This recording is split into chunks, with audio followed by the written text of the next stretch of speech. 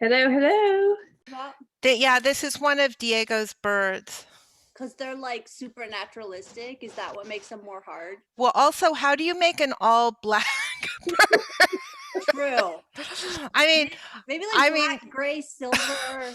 It might be just up my alley, just do an all black, like mud print embroidery. Like it's hard to make a mistake. You won't be able to. It becomes like a silhouette. I think I'm just going for all black. I've finally found a way to like not worry about it. Just keep sticking the needle in and hope for the best. Izzy, which one were you working on, Izzy? I saw you have one. Oh yeah, I'm taking my time. Good. I'm slowly. Oh, it's beautiful. That is beautiful. Well, what you're seeing right now is just the print that. Well, there's green. I see it. I see thread. Just a little. It's pretty. Thanks. I'm just taking my time. Cool. It's also hard to get any embroidering done during. Yes. Yeah. I gave it up long ago. I'm like, there's too much other stuff going on. I can't embroidery during our. I know. During our show, our TV show. I know, our TV show. My actual. It's like Mr. Rogers' Neighborhood, but really with embroidery. And that's what I think about so many of our Won't you be my neighbor? It's like the new public television that we all need, in my opinion. Yeah. We've been talking about this, Emily. You know it's going to happen. I know. I can feel it. I feel it moving closer. All right, so should we let all of our friends in? Oh, it's 5:30 already. Oh my gosh. Emily, do you have your screen ready? I got it all queued up. Okay. Okay, so remember to go slowly. Don't jump right into it. No, I'm going to do show and tell first. Slow lift. Okay. Slow lift. Okay. Oh, I need a scissors. I'm excited for the breath work. Or I do have a butter knife. Part of the ritual that I've really come to enjoy. I know. It's really Izzy's going to center us. I think I have a few friends coming tonight. You do? To our link. I'm excited. My friends keep saying they're going to come and then they don't. And I'm just kind of like, whatever, you guys. I know. It's like, in a way, it's too much pressure, isn't it, too? It's like. They keep saying like, oh, next week. Okay, so are we letting them in? Can I let them in now? Yep.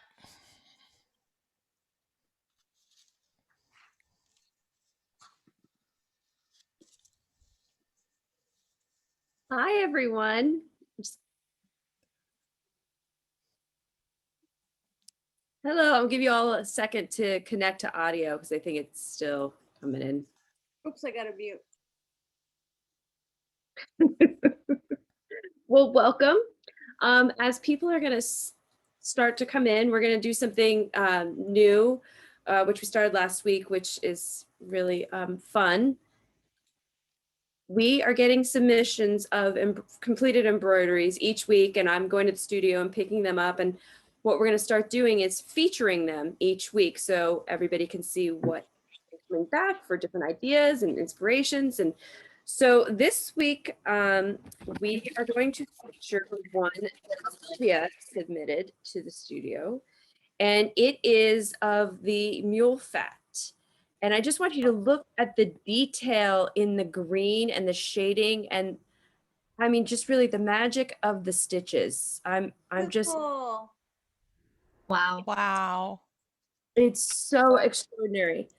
And then one of the other things that she did that I absolutely thought was so amazing, she Xeroxed the drawing, and then she made a color chart of how she was going to embroider her pattern. Oh my God. On this side is her Xerox where she filled it in as her guide, and then on the back, she did this entire chart. What? Yeah, it's incredible. I thought it was such a beautiful way to go about it, because personally, I just kind of pick the color I like and I start going, and it really got me to thinking about how I want to be maybe a little bit more mindful of how I go in the different directions of the color. So again, I'll show that to anybody who just signed on. You can see this is the embroidery of the week that Sylvia submitted, and I was hoping that she was going to be here, but I don't see her on here. So that's something we're going to start doing is showing the embroideries, and I will feature it back here so you can all see it. I love it. Okay. So as more people are still flowing in, what we're going to do is just informal introductions for just the next 5-10 minutes. So I will. Oh, okay. I'm sorry. I have to go back. Sorry, everybody. Sylvia, are you here? Connecting to audio. Sylvia, can you hear me? Yes, I can. We just did the embroidery of the week, and yours is featured. So I just want to make sure you saw. Really? That's mine? Oh, the pink one. Yep. Oh, thank you. Yeah, it's beautiful. So we're sharing. I can bring it closer too if you want to see. I mean, you know what it looks like. It's so beautiful. And I'm sharing this as well. I thought this was so cool how you created a color chart. Oh, yeah. You do that for all of them? No, just that one. Oh, it was great. It's a great idea. Thank So you. you're welcome. I'm So- glad to see it because it wasn't on the group that you did at the end of that series. And I wondered if it arrived because I didn't see it. So I'm glad to see it. Thank you. Yeah, it's here, safe, and has been scanned in, and it's the feature of this week. Nice. Great. So for the next like 5 or 10 minutes, we're going to just do informal introductions while we wait for more people to flow into the Zoom. So I will start it. My name is Jen, and I'm calling in from Studio City, and I use the pronouns she, her. And tonight I am starting a new embroidery project, and I do have some starting fear. I don't exactly know where I want to start, but I'm very excited about this embroidery. And I am going to pass it on to Aaron. Hello, I'm Aaron calling from Los Angeles, Metabolic Studio, and referred to as he and him. And tonight I am working on organizing some computer files. It's a whole lot of fun, but much funner with this in my ears. So thank you all. And I pass it to Lauren.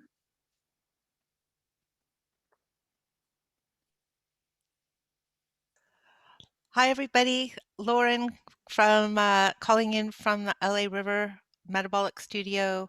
I am starting a new embroidery project tonight. I'm starting one of Diego's there we go. There you have it. We have the first stitch. And I'd love to hear from Sarah Kerr. Hi, everyone. My name is Sarah. I use she, her pronouns. I'm calling in from West LA, the Sawtell area. I'm working on a piece that I started, I don't know, ages ago, and I've just been doing it during video calls, and somebody saw me doing it during a video call and recommended this group to me. So cool. Here I am. And yeah, and I will, I guess, popcorn to Cynthia. Hi, my name's Cynthia. I'm calling from San Gabriel Valley, and I'm working on, oh, it's somewhere. Oh, here it is. On this little embroidery. And I will pass it on to Izzy. Hi, I'm Izzy. My pronouns are she, they. I'm calling from Mid-City, Los Angeles. I'm working on this mule fat still, and I will pass it on to Maria.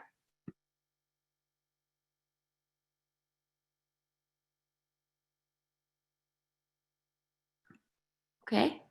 I will pass it. Oh, I think you're muted. Did you say Maria? I did. I passed on the intro to you. Okay, yeah, I just didn't hear the name clearly. I'm Maria, and I'm in Los Angeles, and I'm going to hopefully finish up my Matilda Poppy tonight. And I pass it on to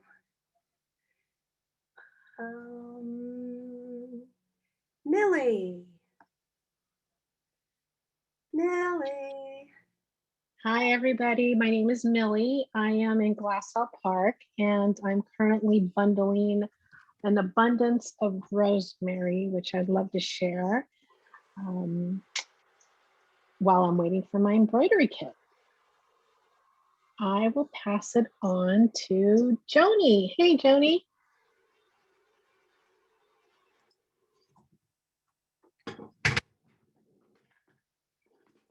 Here we go. Sorry about that.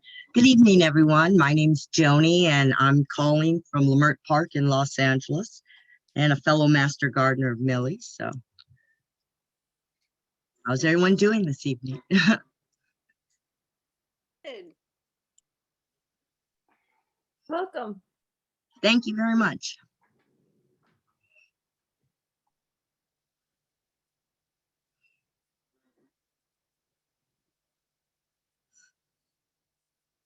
And I'll pass it to Olan. I'm sorry about that. It's okay. Yes, I am Olan. I'm calling in from West Hollywood. I use she, her pronouns. I'm still working on this. Now a bee is emerging. A bee with a different stitch. Beautiful. And I shall pass this along to Ansu. Hi, everyone. Nice to see you all. Nice to be back. I relocated from West LA to the San Gabriel Valley, and I am just going to be actually looking in my bags for my embroidery kit, and really happy to be listening in. She, her pronouns, and I pass it on to, who's not gone? Pauline?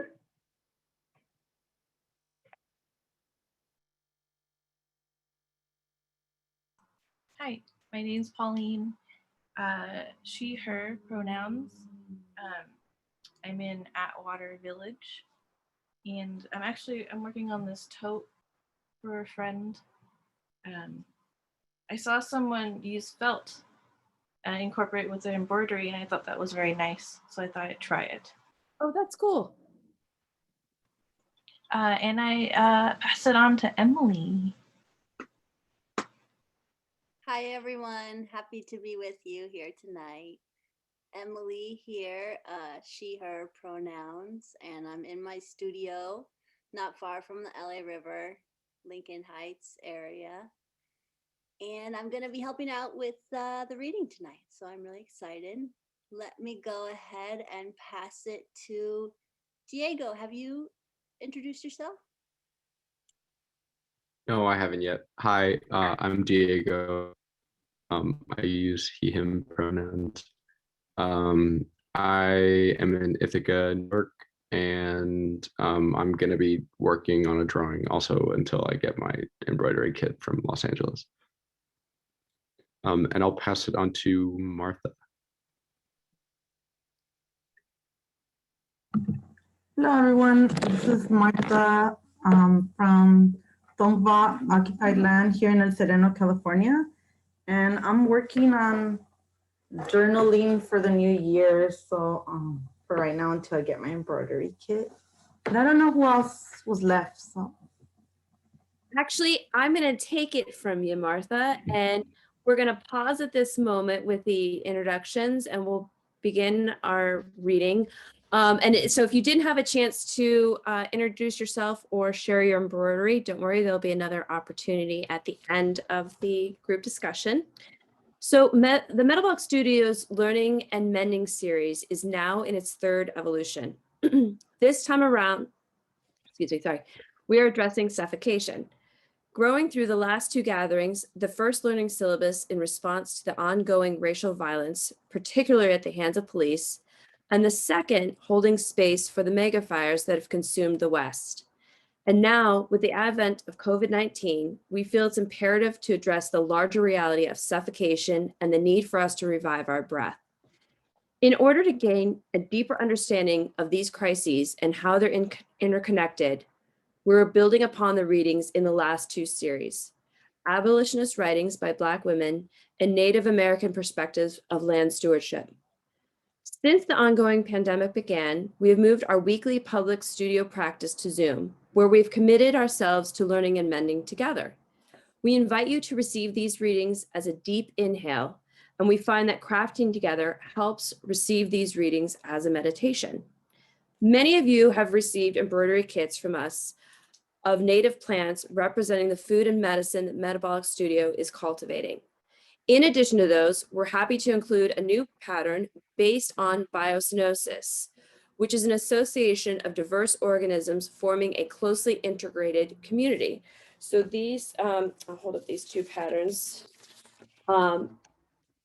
So you may be receiving one or two of these, and then we also have the bird patterns as well that Cindy can show you those.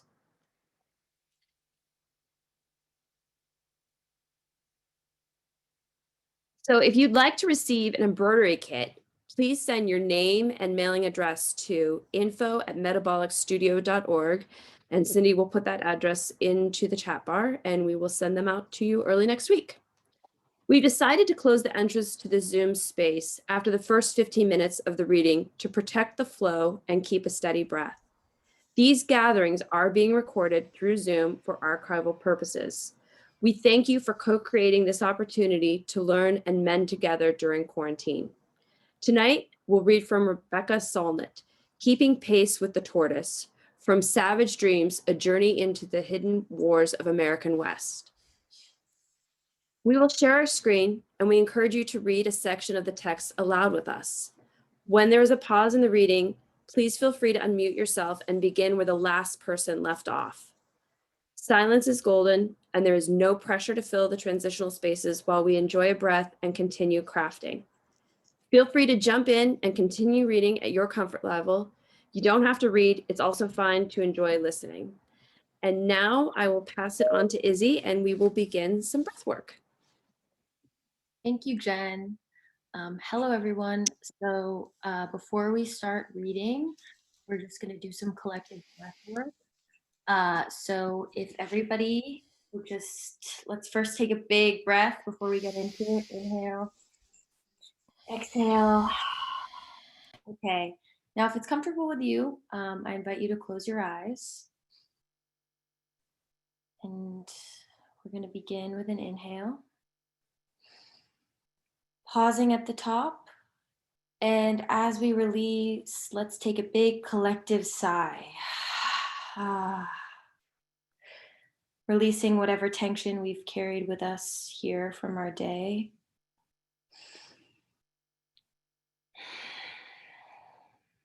Maybe you want to set an intention for tonight, whether it be becoming open to collective healing or coming here to feel recharged, whatever it is, welcome any intention into your heart.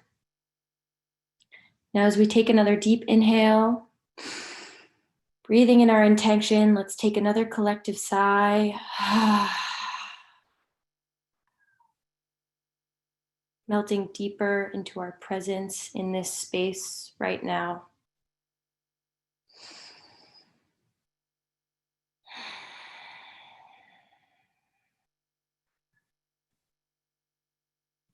Breathe in, giving your face permission to relax, softening the close of the eyes.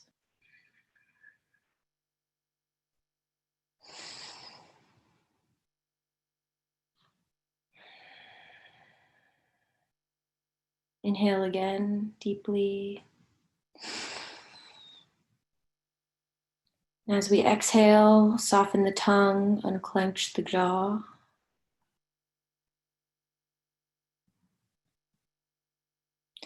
Inhale and let the crown of your head rise up towards the sky. Exhale and melt the shoulders down away from the ears. If it feels okay in your body, allow your head to gently sway from side to side, creating a nice stretch along the sides of the neck, and continue the breath.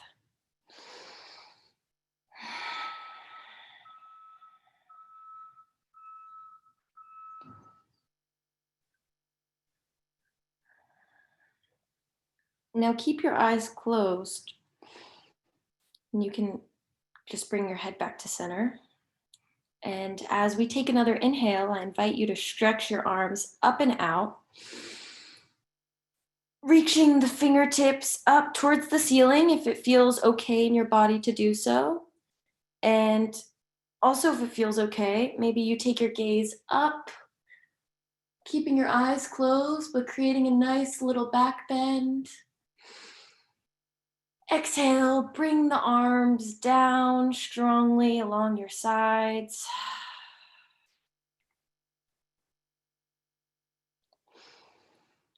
Continue the breath and feel the weight of your body, whether on the chair or on the floor or on your bed, wherever you are. Just allow yourself to ground down as we take this time to breathe together.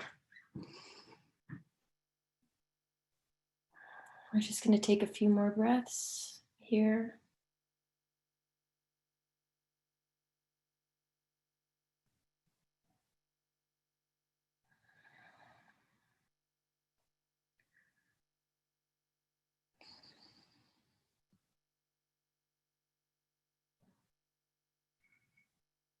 And when you're ready, slowly begin to open your eyes.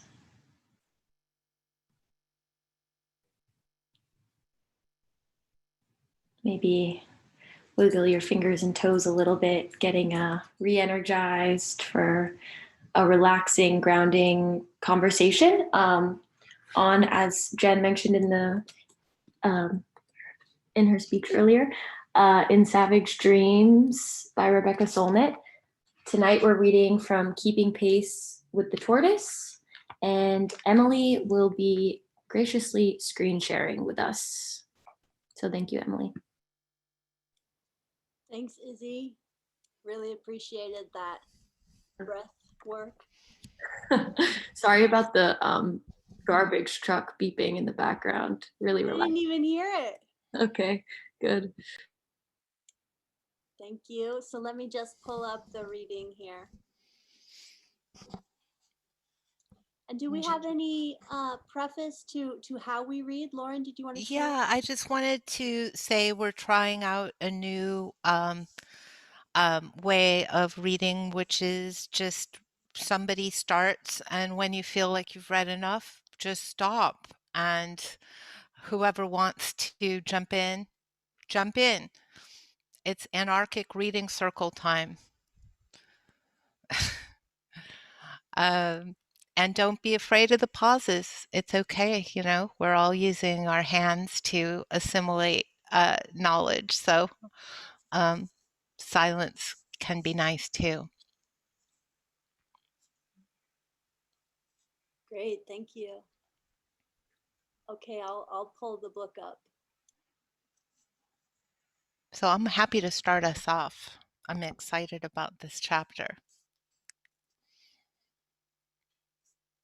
Great. Let's see.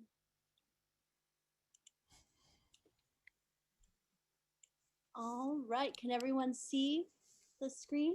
Yep, I can. Great. It's kind of small, the print, I think. Let me make it a little bigger. And just FYI, I've got the first sentence highlighted and then the last sentence highlighted. So that shows our in point and out point.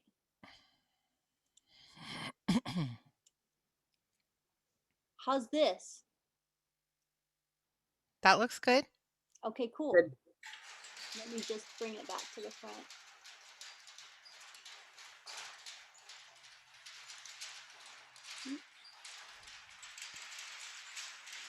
There we go.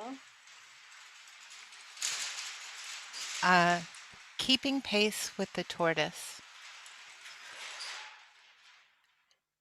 2 more things happened to me in Nevada in the summer of 1992. The first was that I got to ground zero. I did it the easy way. I called up the Las Vegas Department of Energy and said that I was a journalist and that I wanted a tour of the Nevada test site. Actually, there's a lot of activity going on right here at the moment. Can I let somebody else start and I'll come in later? Sure.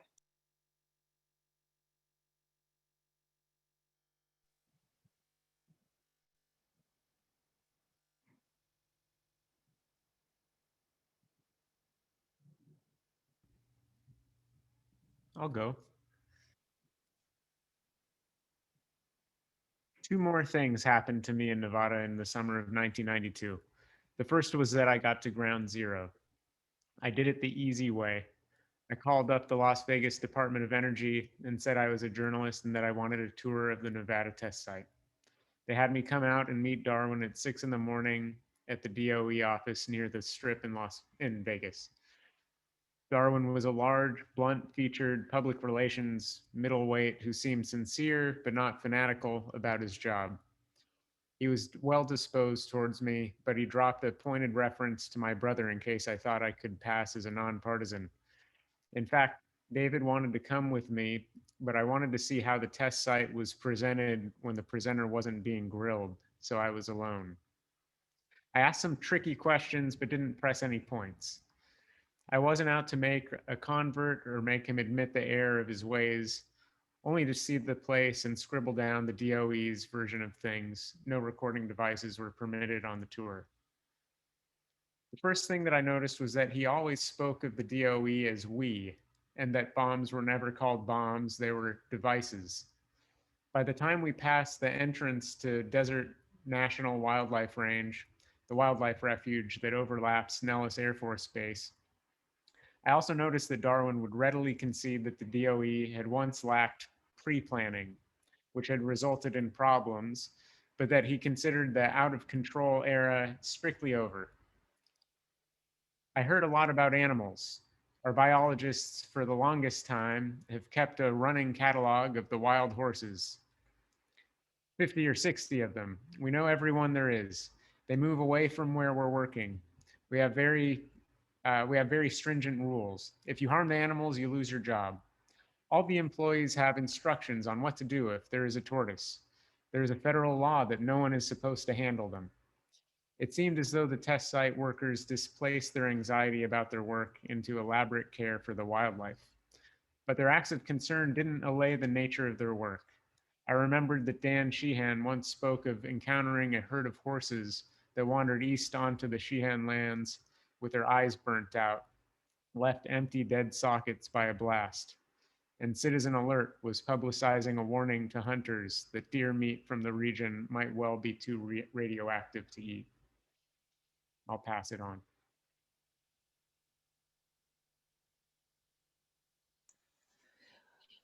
We drove across the cattle guard after Darwin showed a pass and onto a guard station. Inside, I got an identity badge that was also a radiation badge. It would measure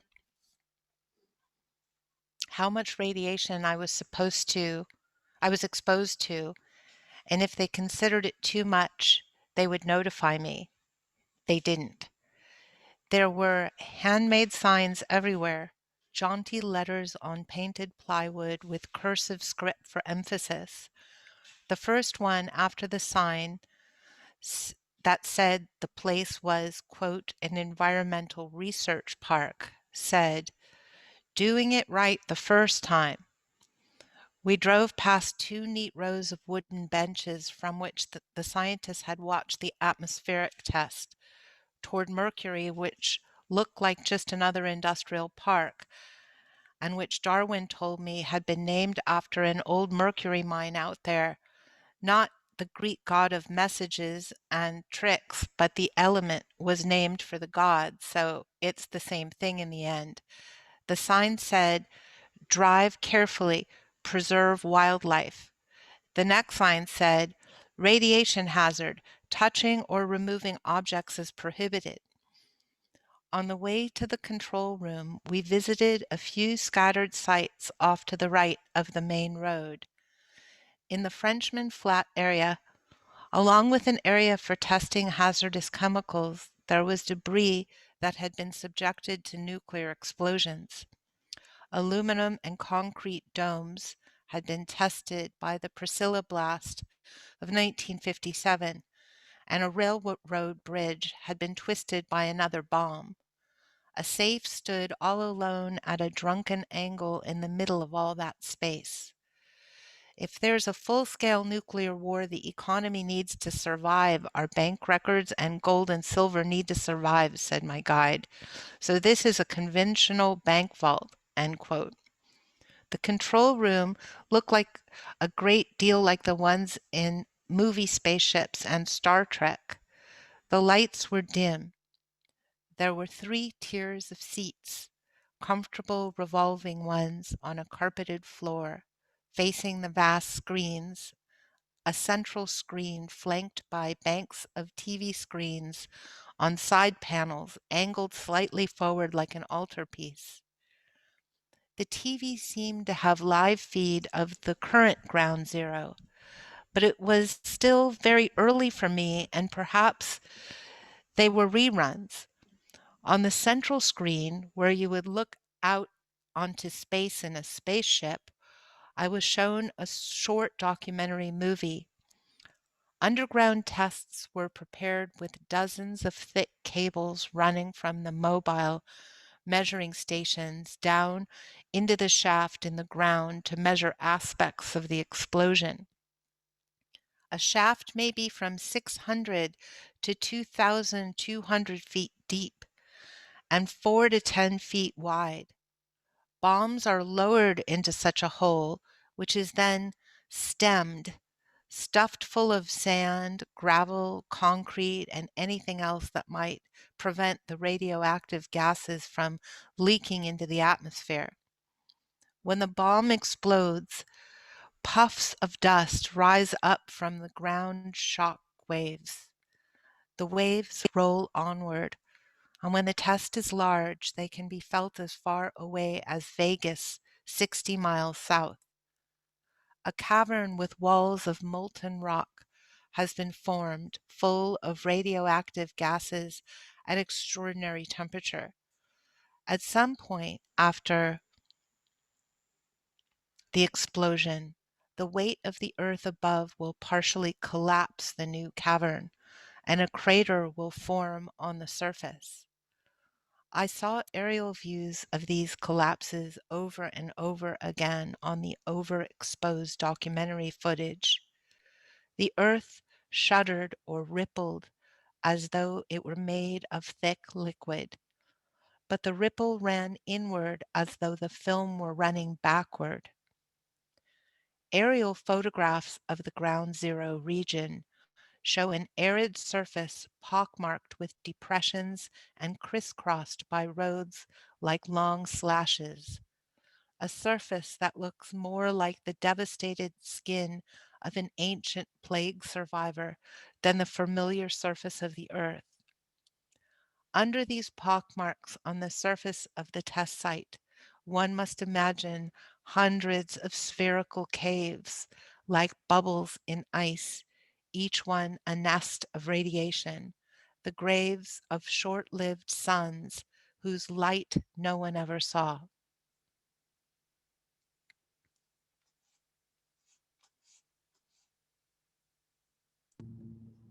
Back in the van, Darwin told me about the safety systems, including plans for milk testing, infant thyroid dose testing, and massive evacuations if a test vents, which of course most of them do to varying degrees, though most of the venting don't cause the safety systems to be implemented. He mentioned the air surveillance network that samples the air for fallout all the way to Austin and Salt Lake City, with standby sampling stations all the way to the Mississippi. I looked in the tour guide script book by Darwin's side, which listed potential questions and official answers. There was a question about the effect of fallout on downwinders, and the answer said that yes, potentially tens of people have died as a result. International Physicians for the Prevention of Nuclear War estimates that worldwide nuclear testing will have cost 430,000 cancer fatalities by the end of the century, mostly in the Northern Hemisphere. Extended into infinity, IPPNW, says IPPNW, the fatality incidence approaches 2.4 million because most of the exposure is due to carbon-14, half-life 5,730 years. The majority of the deaths will occur over the next few thousand years. We approached the ranges that had always defined the horizon of the test site I walked into, and crossed over it into a new landscape, the imagined landscape that I had always been walking towards, the most bombed place on Earth. The one thing I had never expected was that the landscape beyond the reach of all my trespassing would be beautiful, and so unlike what came before. We came through the pass into what, by desert standards, is a lush forest of Joshua trees, each with the upright posture of a sentinel or a witness. And Darwin began to speculate with a kind of rough poetry about what wonders the trees had witnessed since the days when the Death Valley 49ers came through. There were volcanic formations on our left and a granite mesa straight ahead at the end of a road that looked as if it were drawn by a ruler, flanked on both sides by telephone poles, receding straight toward a vanishing point.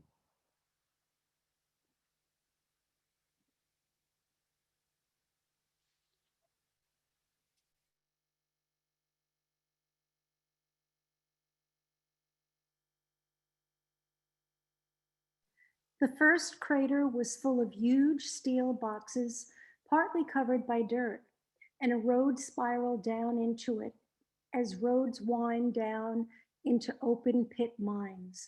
Darwin told me that the boxes were full of disassembled buildings from the Fernald uranium processing plant in Ohio, though he didn't tell me that Fernald supplied ingots for nuclear weapons until it was shut down for contaminating the region, and that the test site also serves as a low-level radioactive waste site. The next crater we drove into ourselves, the drive-through crater. There was a ground squirrel scampering over the ground around the plug, and Darwin pointed it out and told me about a raven that builds a nest atop the plug every spring. The crater had been made by the 249 kiloton Bilby test in 1963, a year when there were 44 announced nuclear tests out here. Bilby was exploded in the water table to see how radiation dispersed in it. From Bilby, we drove to Doomtown. The town consists of two houses spread far apart on a wide plain, built to see how America's suburbs would do in an all-out nuclear war. Of the 5 houses that had been built on a line extending from a ground zero, the closest 3 were destroyed by the test, named Annie. Annie was the first in the Upshot Knothole series of spring 1953.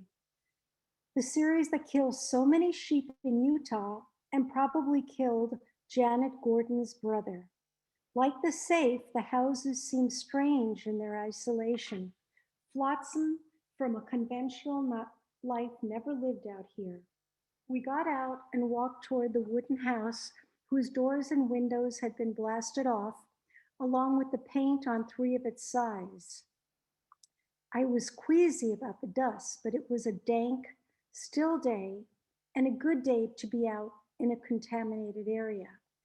Inside the house had a floor plan of the tin doll houses of the time.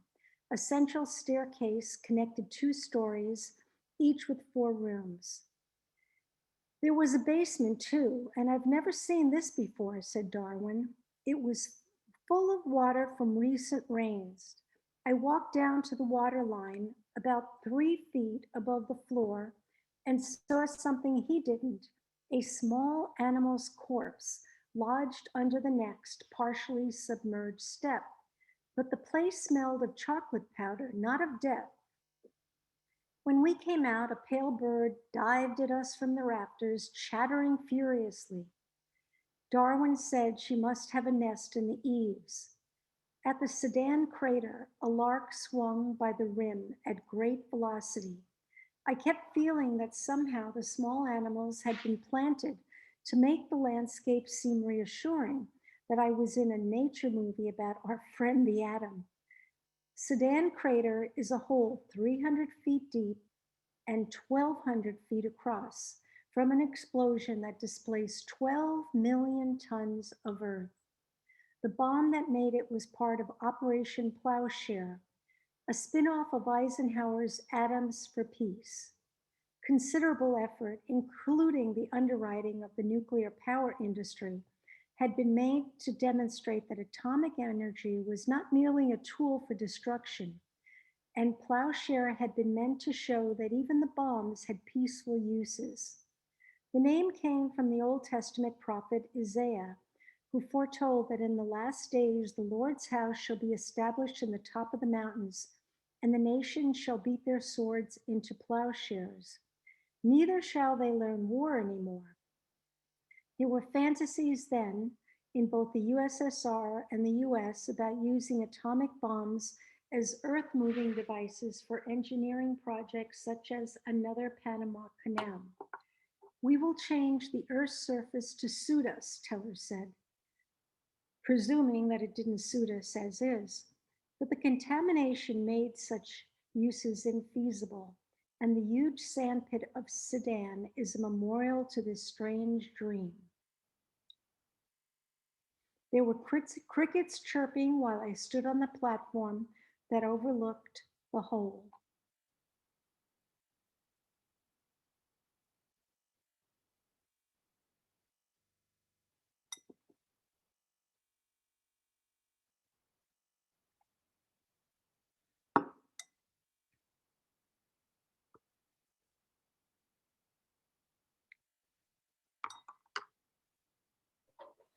As we drove along the road again, Darwin apologized for the bumps, explaining that every test shockwaves ripple through the road and buckle it.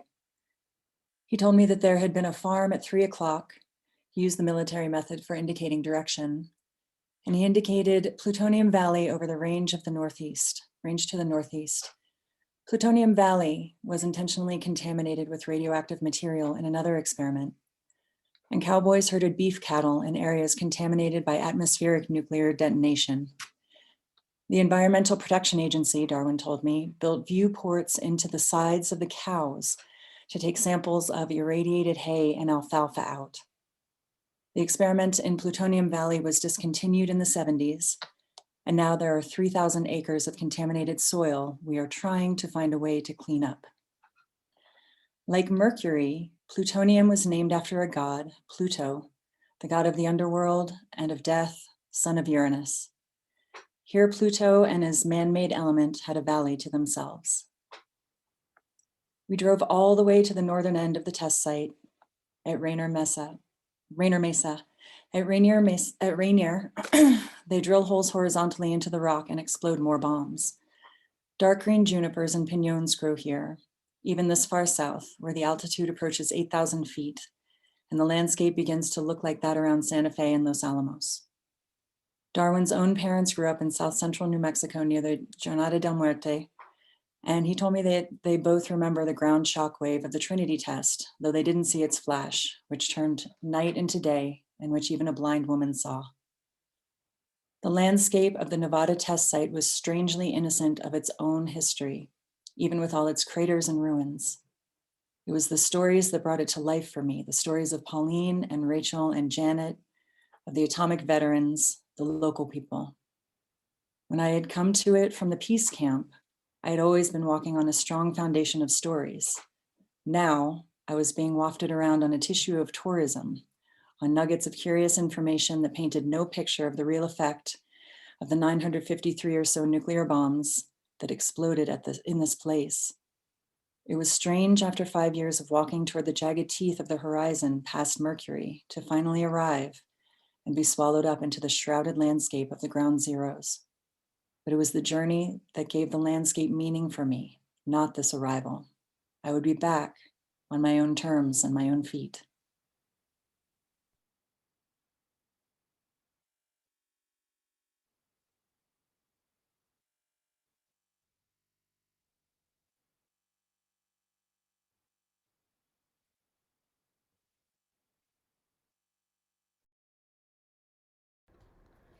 The other thing that happened that July is hardly more emphatic.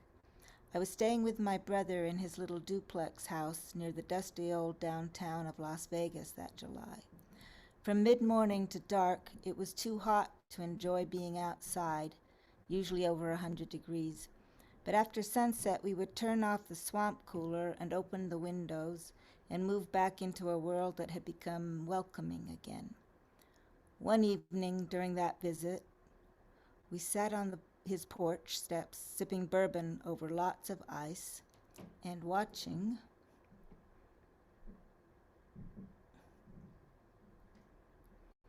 the huge black bugs crawl out of the hole in the straggling remnants that had once been a lawn, as they did at that same time every evening. Cicadas were rasping. A breeze was rattling the acacia that shaded our trucks during the day. Somewhere in the last few years, we had mutated into Westerners. Our ratty little Japanese cars had become American pickups, and we had been consumed by Nevada, each in our own way. He said that there was going to be a comprehensive test ban sometime in the next few years, because worldwide pressure was going to be too much even for the U.S. government, whose great excuse for testing had faded away with the dissolution of the Soviet Union. And he talked about what he would do afterward.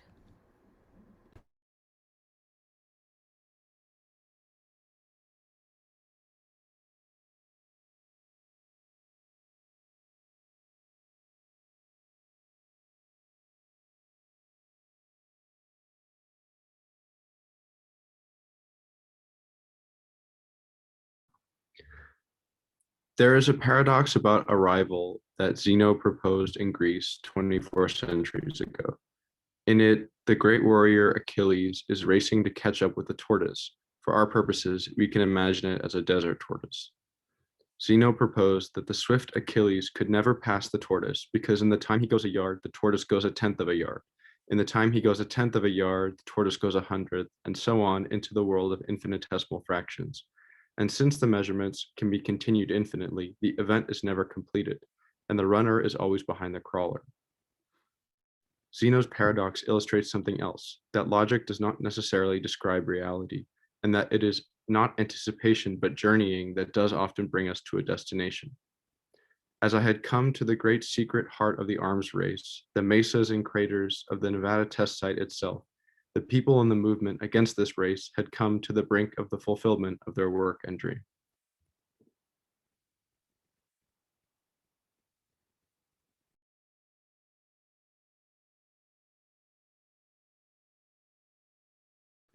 Okay, great. Thanks everyone for reading. So before we begin to discuss, and before we go into breakout rooms, I just want to finish the reading with another guided breath work just to frame the reading. So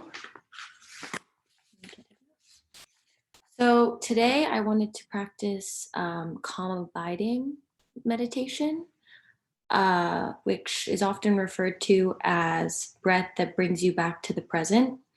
One of the reasons it's practice is because simply becoming familiar with one's breath helps to become familiar with who we are.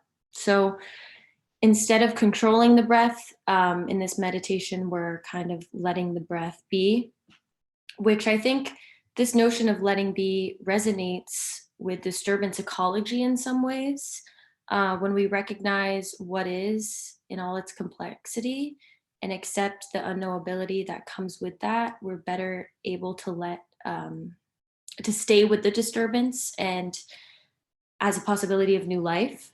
In the same way, we might sit with our breath and acknowledge it for what it is in any discomfort that we may have. Just breathe through it in a non-judgmental fashion. I think there's a recognition of what is also as a possibility of life. So if you just please close your eyes and feel again the weight of your body through your seat or your feet on the floor.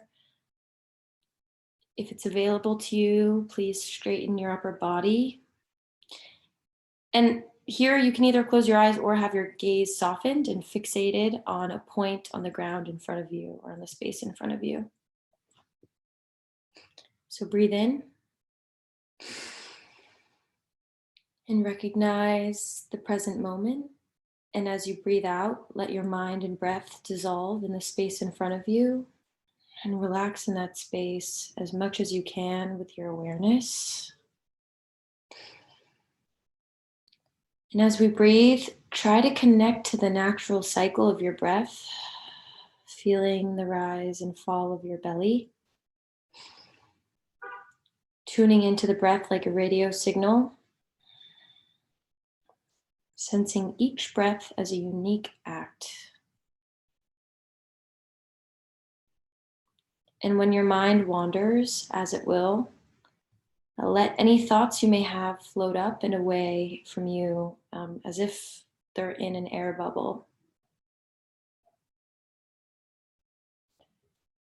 Keeping focused on the present breath, we're aware of our meditation, but we're also allowing ourselves to relax into the awareness. So it's in that awareness, in that abiding, that we're able to let go of any thoughts that may pop up into our minds and turn back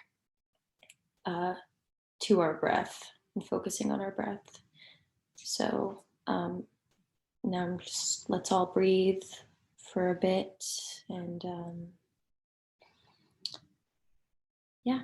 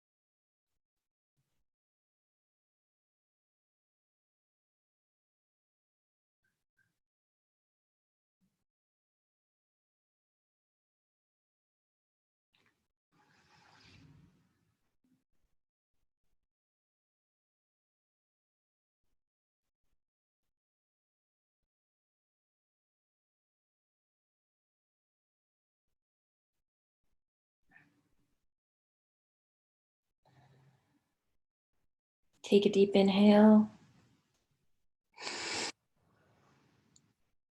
Exhale. If your eyes are closed, begin to open them. And if your gaze is down, you can take your gaze back up.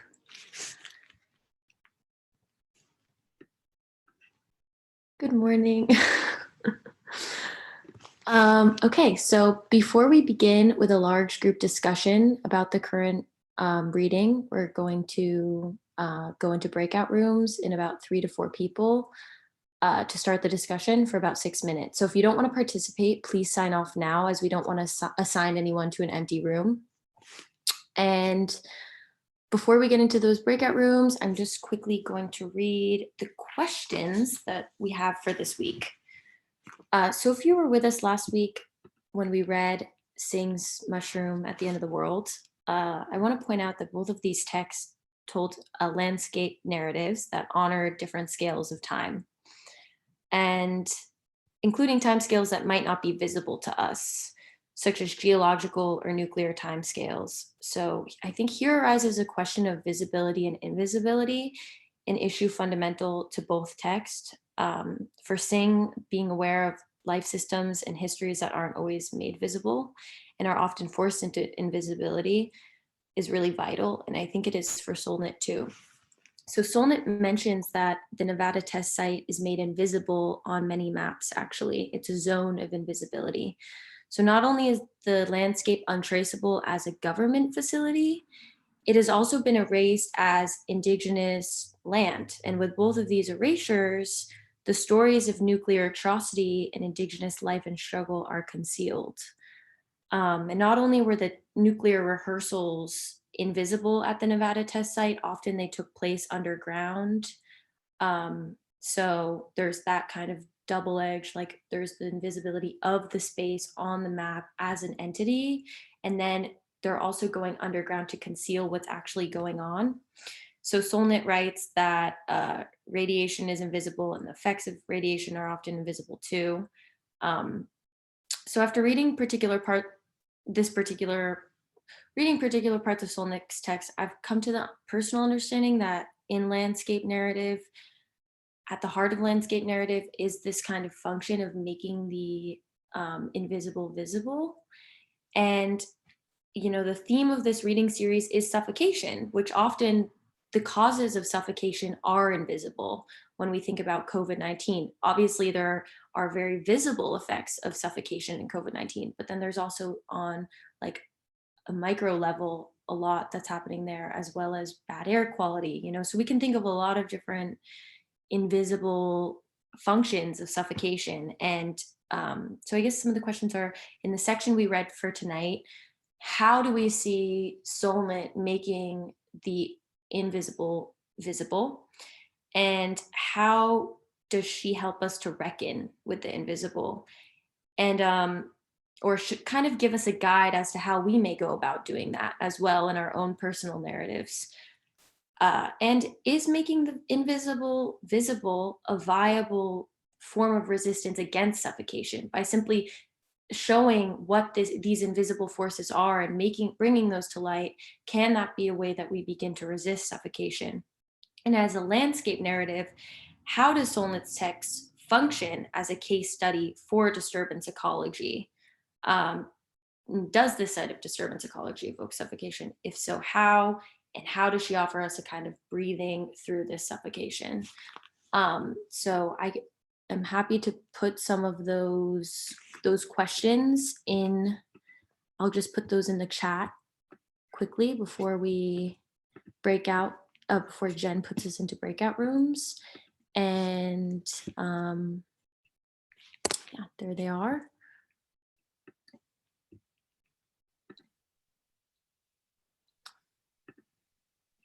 And I am going to open all the breakout rooms at this point. And like Izzy said, it'll be about 6 minutes and I'll send out messages every 2 minutes. And then I'll bring us all back and we can have a group discussion then. Enjoy.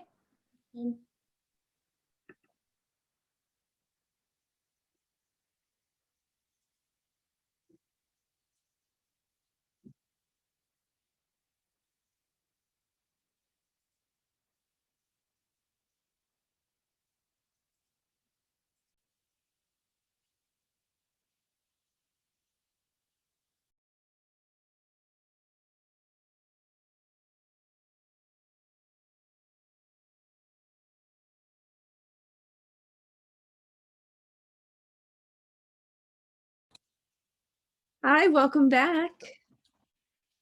We'll wait for people to return. They should be joining us in the next 32 seconds.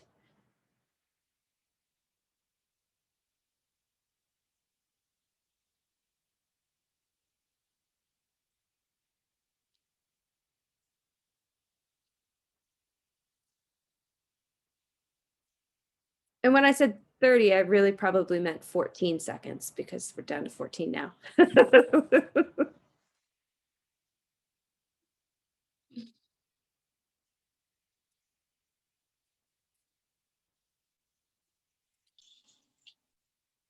Hi, everyone. Welcome back.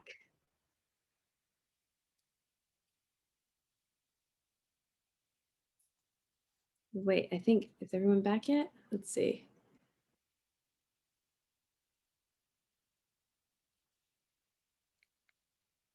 Did we lose Izzy?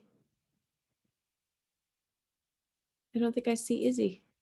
Maybe we're all lost and they're in the real room. Oh, there's Izzy. Okay, they're all, okay, I was like, it said the rooms are closed and I was like, I know there's more people. There was an offshoot to the vortex for a moment. Yeah, an after party. I want to get into that room too. None of us were invited. Okay, well, I will read the discussion guidelines before we begin our discussion.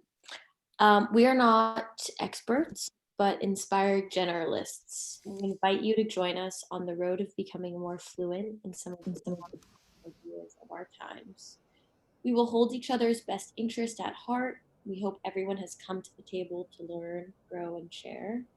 Let's all share responsibility for including all voices in the discussion. Let's try to stay focused on the reading and how it makes us feel. We welcome those of you who have minds bursting with tangential ideas to write them in the chat bar. And in the unlikely event that a disagreement arises, we take this as an opportunity to expand our knowledge rather than defend a position. By staying on the Zoom call, you're agreeing to these community guidelines for our discussion period. So whoever wants to jump in and begin the discussion, the floor is yours.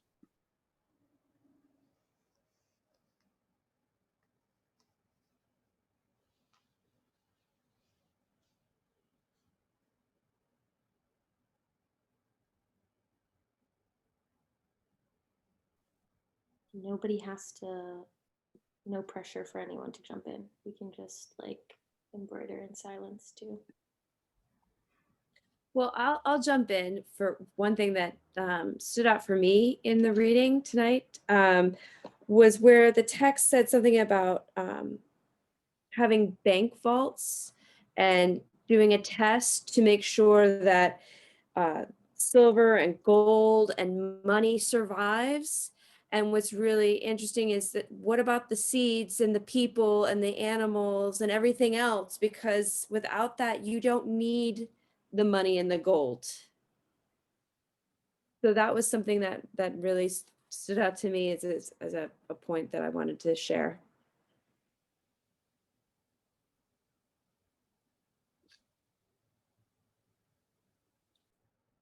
Yeah, that came up in our group too, the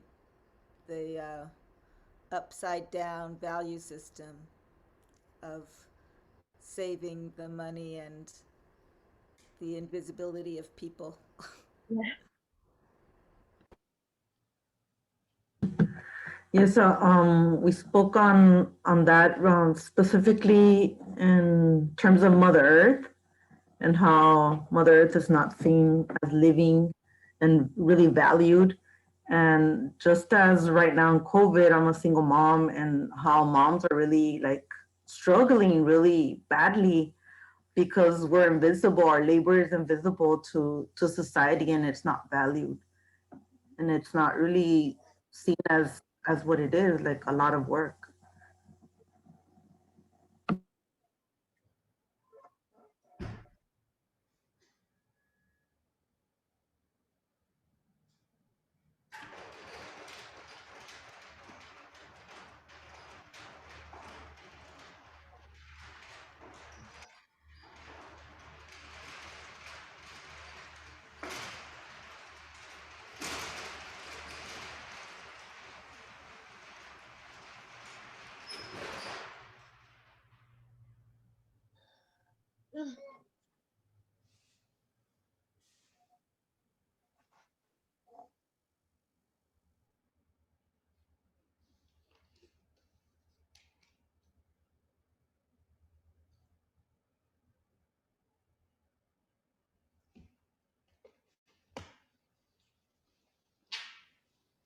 I guess it just makes me think, or it makes me feel that sense of well, what are we to do when what is so fiercely valuable and generative of sustainable interactions, relationships, value systems is so pervasively, deeply devalued, not just unvalued, but devalued, like with by a system that has so much momentum behind it. It's the face of the tour guide, airbrushing over decades of literally nuclear bombing the desert and ecologies like that. So I don't know. Act out value.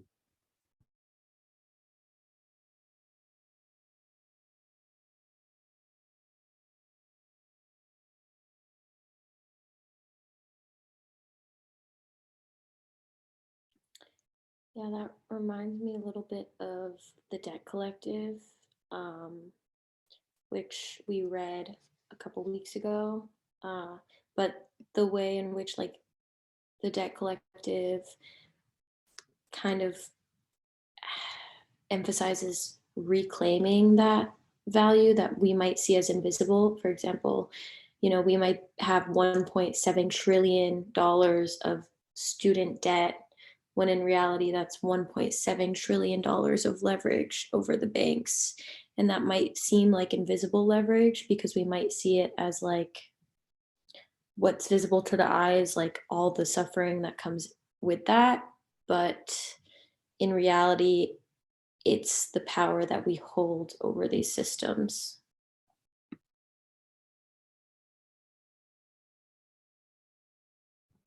Yeah, I mean, to what you were saying earlier, Izzy, about invisibility, I think that when the relationships, interactions, systems, whatever you want to call it, define what becomes visible or what's left being visible, then giving a representation or letting what's been made invisible act through you is an act of disruption of the system that renders things visible or invisible, or invisible in the first place. Yeah.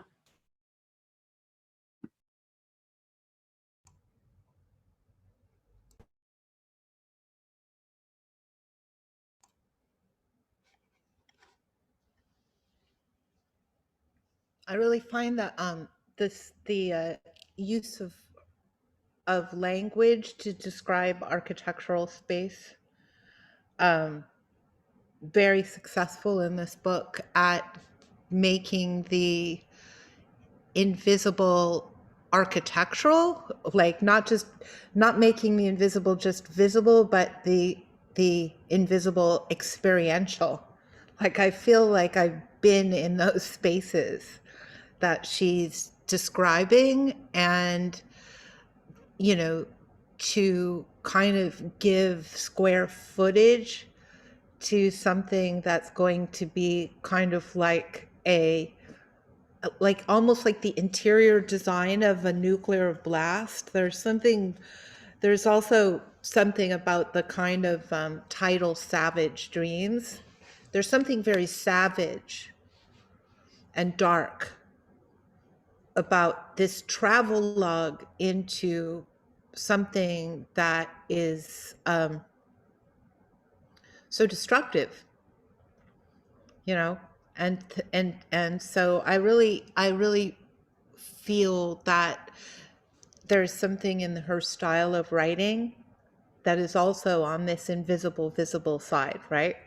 Like there's an implied darkness in a travel log to a nuclear rehearsal site. Even the term nuclear rehearsal is something that has its own sort of trail afterwards. So it's not nuclear energy, and it's not, nuclear test. It's a rehearsal for full-on nuclear war. So that's pretty dark.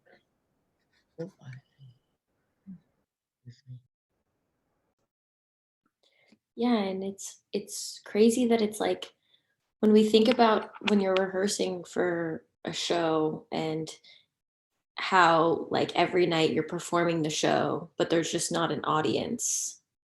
And the way that like in the Nevada test site, they're rehearsing the the show of nuclear war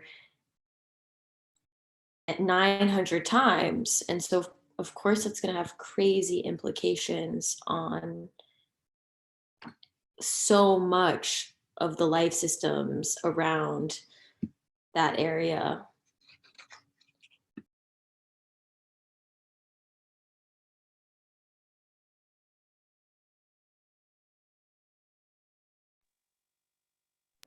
Yeah, and that becomes the audience then, which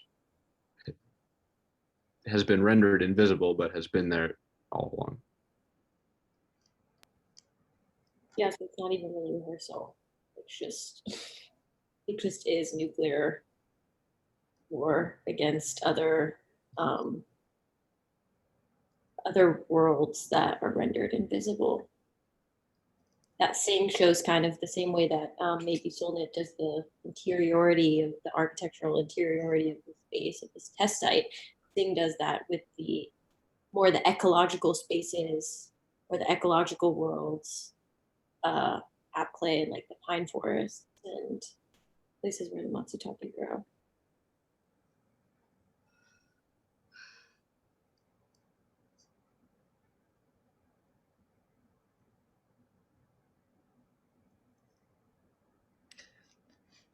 I think it's also really interesting that she was talking about like a conversations about whether that powerful blast could be used for infrastructure projects like another Panama Canal.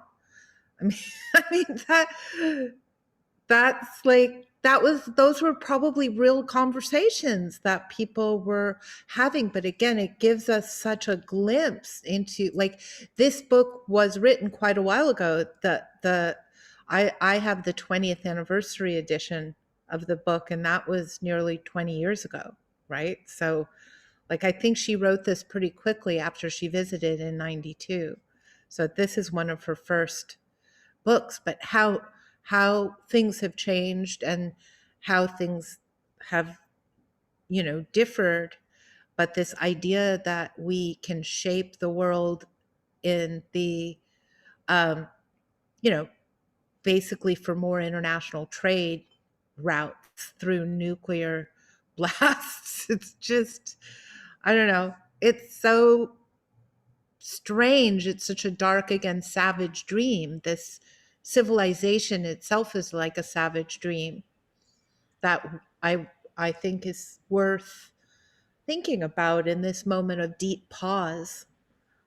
What is it that we need to reconsider?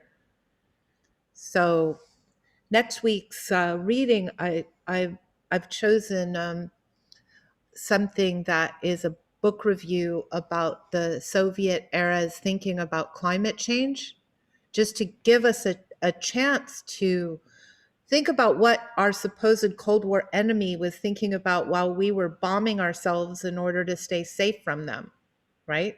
So again, our best idea was let's rehearse nuclear war so we're prepared, basically committing suicide on the North American continent, while the Soviet era thinkers were planning for global warming back in the 50s and 60s. So this book review talks about that, and then we'll be also reading an article from recently in The Guardian about the Russian plan to turn Siberia into the place food will be grown for all of Europe as a result of global warming. Right, So- land grab. Yeah, arable land. Yeah. So we'll be looking at, Europe in relationship to this kind of legacy of the Cold War and nuclear arms, and what this idea of feeding the continuing growing population of the world is going to look like as a future system. at least the way planners are thinking about it in the Soviet Union.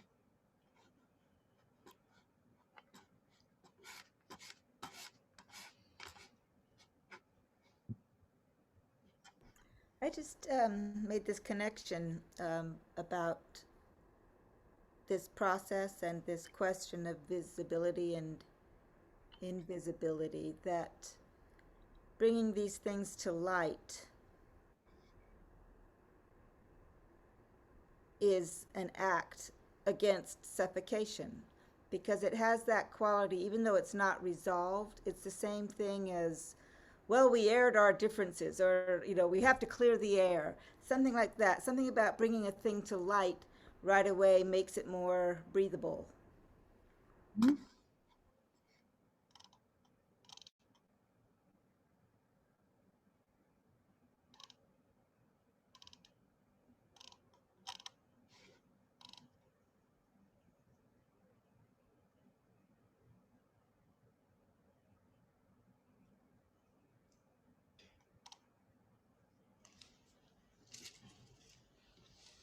That reminds me of the Greek word aletheia. For truth is truth as bringing to light. And just how maybe that just seems to resonate a little bit with what you're saying. What's the word? Aletheia, I'll spell it for you.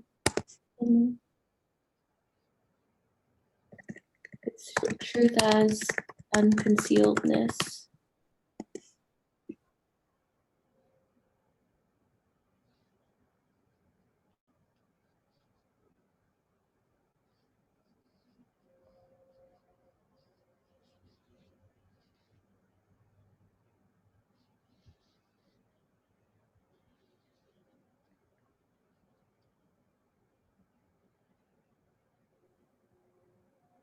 I confessed to my breakout buddies that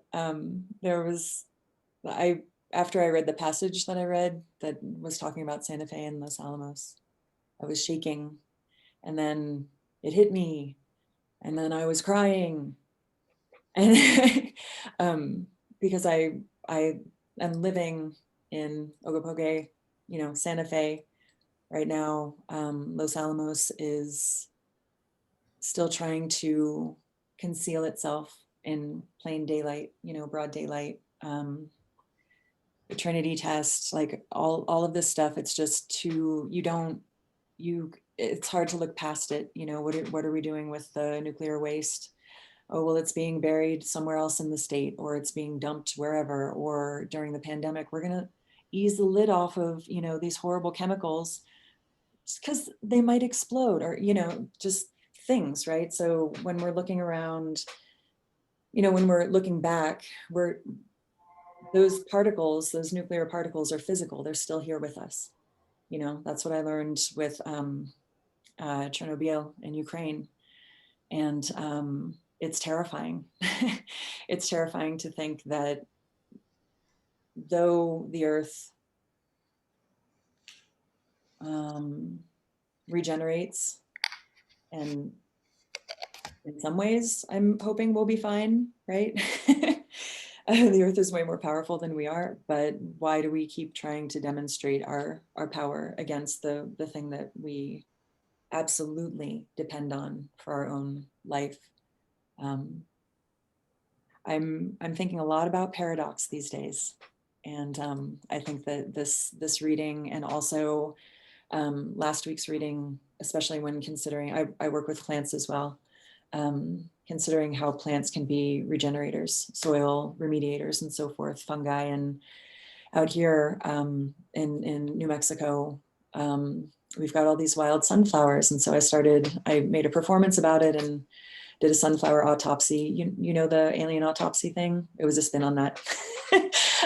And so the sunflowers, when they planted sunflowers in Chernobyl, the sunflowers became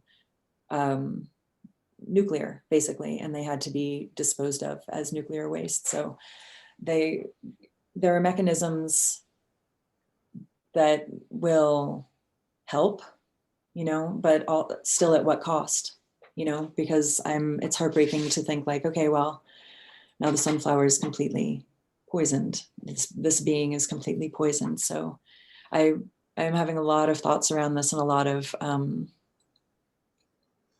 heartache, heartache around it, but also knowing that things like fungi and sunflowers and so forth, and hopefully our heartbrokenness will allow for a collective heart healing, so that things don't feel so futile.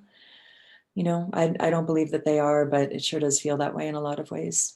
And I want to just be here in witness of that with y'all.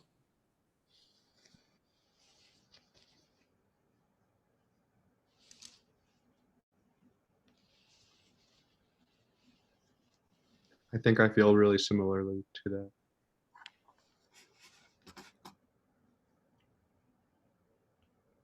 I've also, done that road trip that Rebecca Solnit writes about a few times. And one of the things that really struck me was how long it takes to drive across the Great Basin. So I got like an embodied experience of distance. And when you think about that as a sacrificial landscape for nuclear rehearsals, it's maniacal.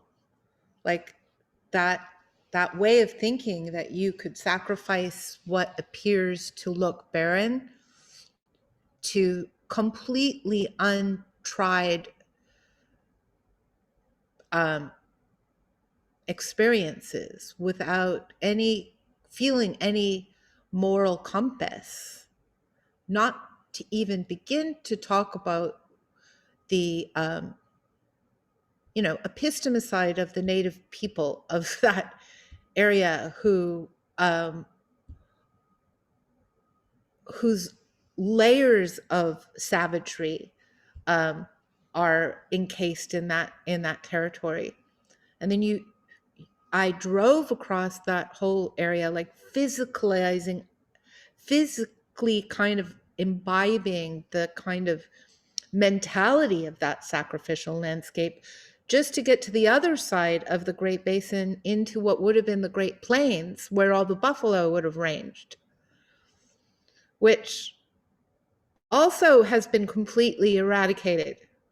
So to kind of drive for a week from basically the Pacific coast to the Great Lakes, and to see that in 150 years, we've completely altered the North American continent is talk about disturbance ecology. It's I really feel that, like, Rebecca Solnit's book is too small when you come to the current sort of moment. You're just locked into the nuclear bomb, but the idea that it dovetails into the stripping of the grasslands and the removal of the buffalo is so horrifying.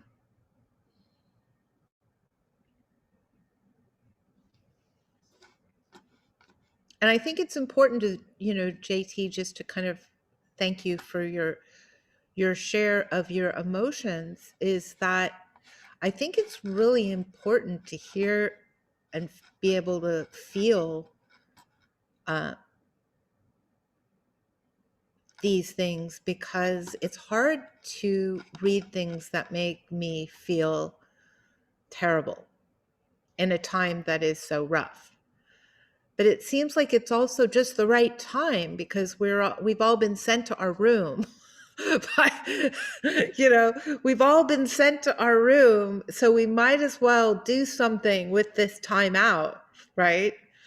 To feel our way into some kind of sanity, because sanity would have to mean synthesis between what we've inherited to live with, and any ideas we might have about how to support something new.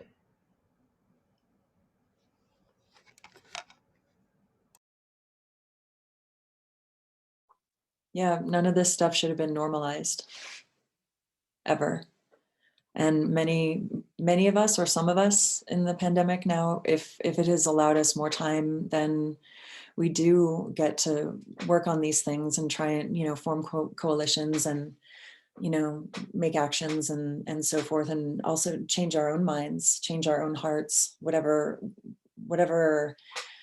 grossness we've been harboring, or even cynicism or whatever. And I'm kind of like, I feel like I'm a healthy cynic in many ways. And then sometimes I'm like, yikes, take care of that,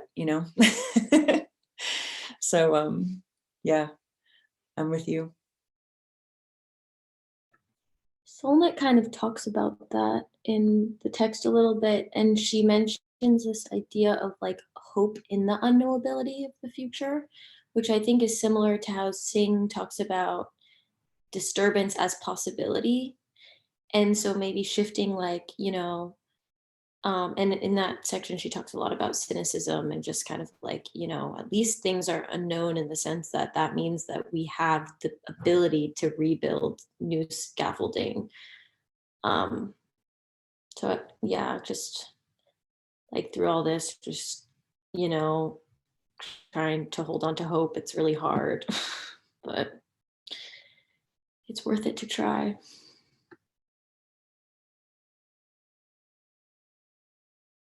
I've never read her book on hope.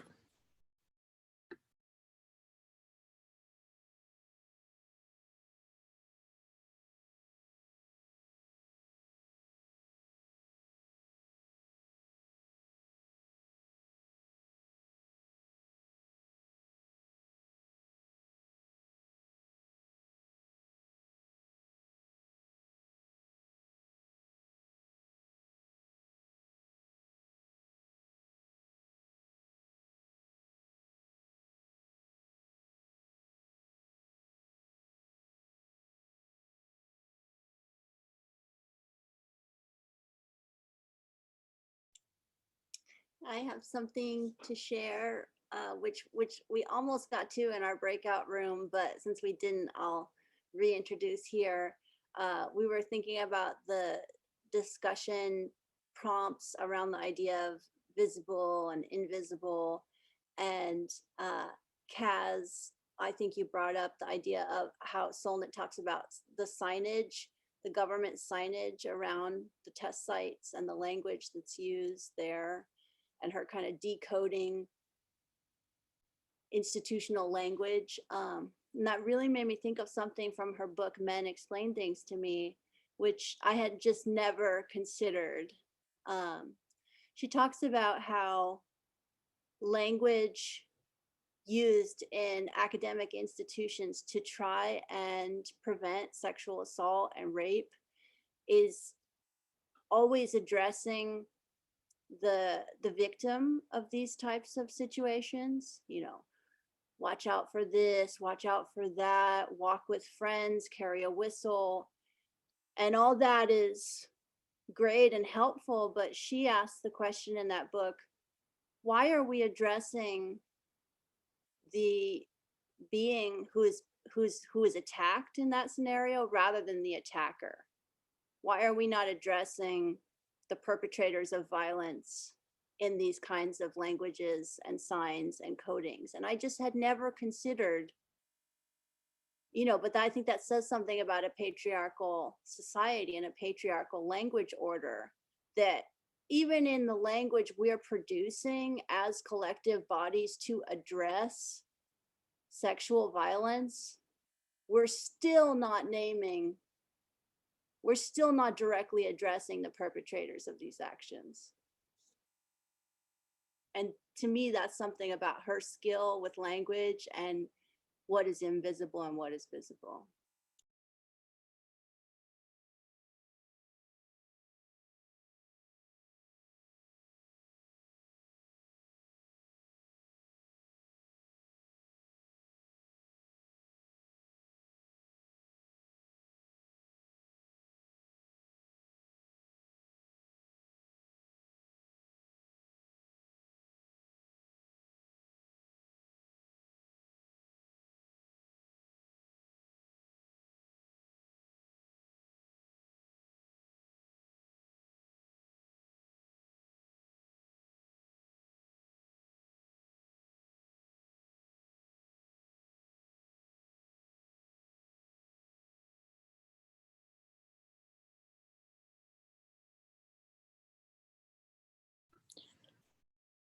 Do you guys maybe want to take a look at the poetry I selected for tonight? Okay, cool. So I chose some pieces from this person named John Poulet, who is a Nuean artist, novelist, and poet. He grew up in New Zealand, and his work often deals with themes of migration, colonialism, religion, and Nuean cosmology. So tonight I chose a few short poems that are part of a larger series called 100 Love Poems.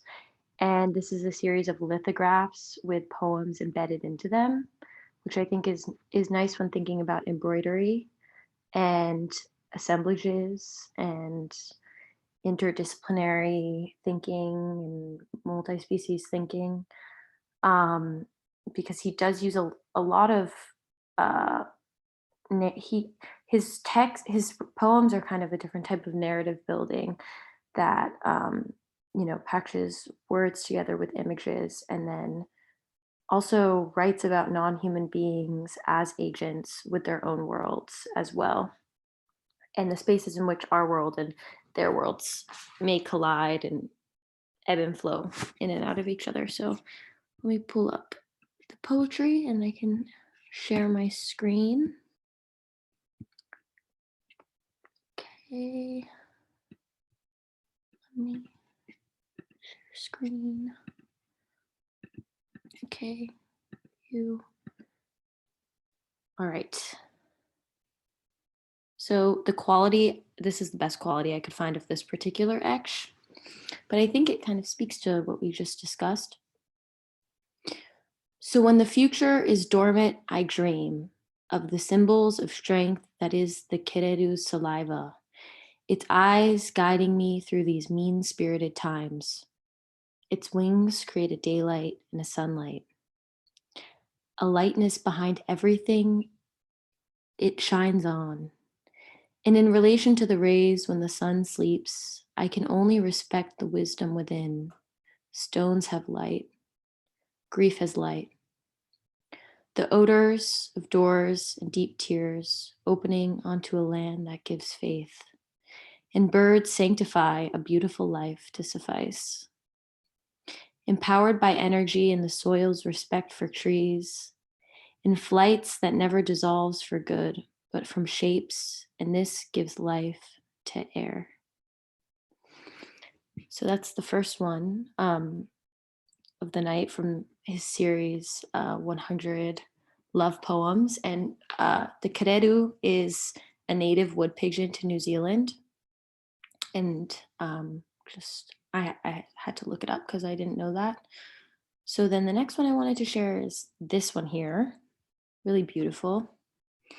Looking at rain too long has given me eternity. A mirror cut away my country and sea. I lived in a fruit that fell from a child's hand. Now I cry when the moon is in my dream. I was made out of wood and my heart was full of salt water. Chasing a shadow from my body led me to this secluded room. Here, I watched the horizon be a photograph. I fled to another part of the land. My stomach was shaped like a sack of apples. I left behind the seeds to ignite some joy. One day, you will wake up from all of this dreaming, that all there is really to see and know, eternity is a mirror for our children. And the next poem that I wanted to look at tonight is this one, Canticle of the Hydrosphere. And a canticle is a hymn or a chant. Unsailed as any sea, unwhaled and unwalked upon, the island coiled around itself, a sea or salted, snake coral-brained, the lagoon, our watercolor box of yellow, orange, and approximate green, and above all the sharpened pencil of a vaca. A tree unshaded takes whatever shape the sky chooses for it, the moon all milkweed whiteness, sea spurge and sunset system, planetary tides moving inside the Nui Mata. So a vaca is a word, a Polynesian word for like a ship. And the nui mata is, I think, because nui means coconut tree in Hawaiian, but I don't know. I believe that's what it is because it makes sense with the planetary tides moving inside, and that etching kind of looks like a coconut, but I'm not sure. And then the next and last one of the night is Song of the Coral Brain. And this was the day the Lord made the scuttling crab. And this was the day the choir sang their song hammered into these Latin roads. And this is the day worn as a sea egg or a coral star, a green headdress or a land crab boiling on the rim of a car wheel, the white coral church weighing anchor.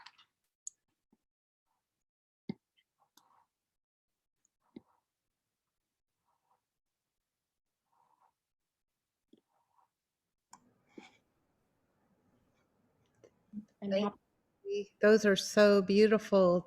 The both the poems and the etchings are amazing. Well, I'm happy to go back to anyone or just leave one up. My favorite is So When the Future is Dormant, I Dream. I think this one's definitely my favorite.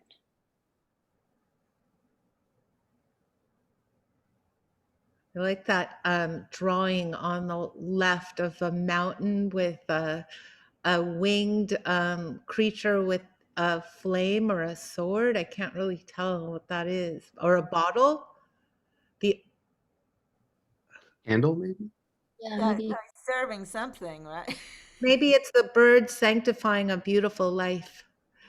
Yeah, I love that little etch too. And this. That's incredible. I'll send Yeah, his. these are really fantastic. I really like these poems, especially with the drawings next to them. This whole collection is really great. 100. Love poem. So cool.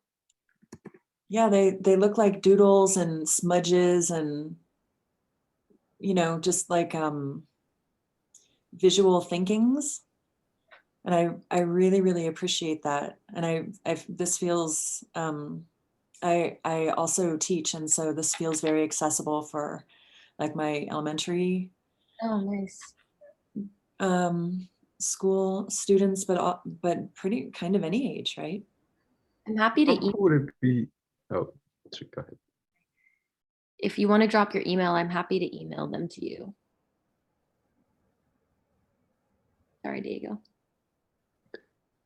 I was going to say, how cool would it be to just, have anyone sit down and do this? Because there's so much complexity, so much, so many different kinds of being and relationships depicted in just these drawings, these little doodles that, that much complexity is present in pretty much anyone.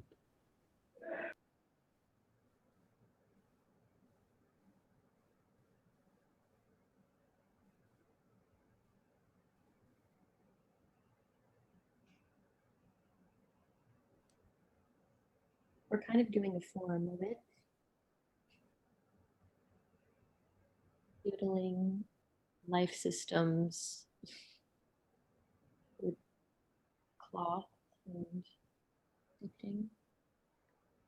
Yeah, now that you say that, it really doesn't have to be, graphite to paper. I mean, that is what living being is to do this, but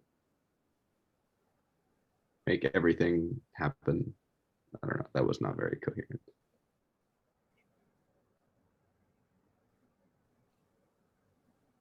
Well, if you didn't get an opportunity to share what you're working on or introduce yourself and you'd like to now, feel free. I got an eye done. That's as far as I got. And I started the tail.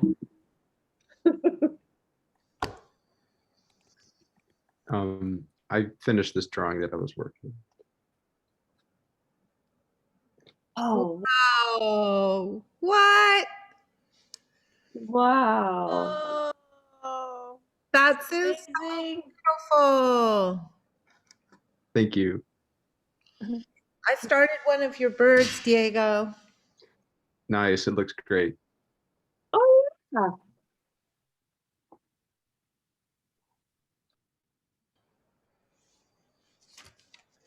Bird feathers give a really good excuse for unsteady hands. Yeah.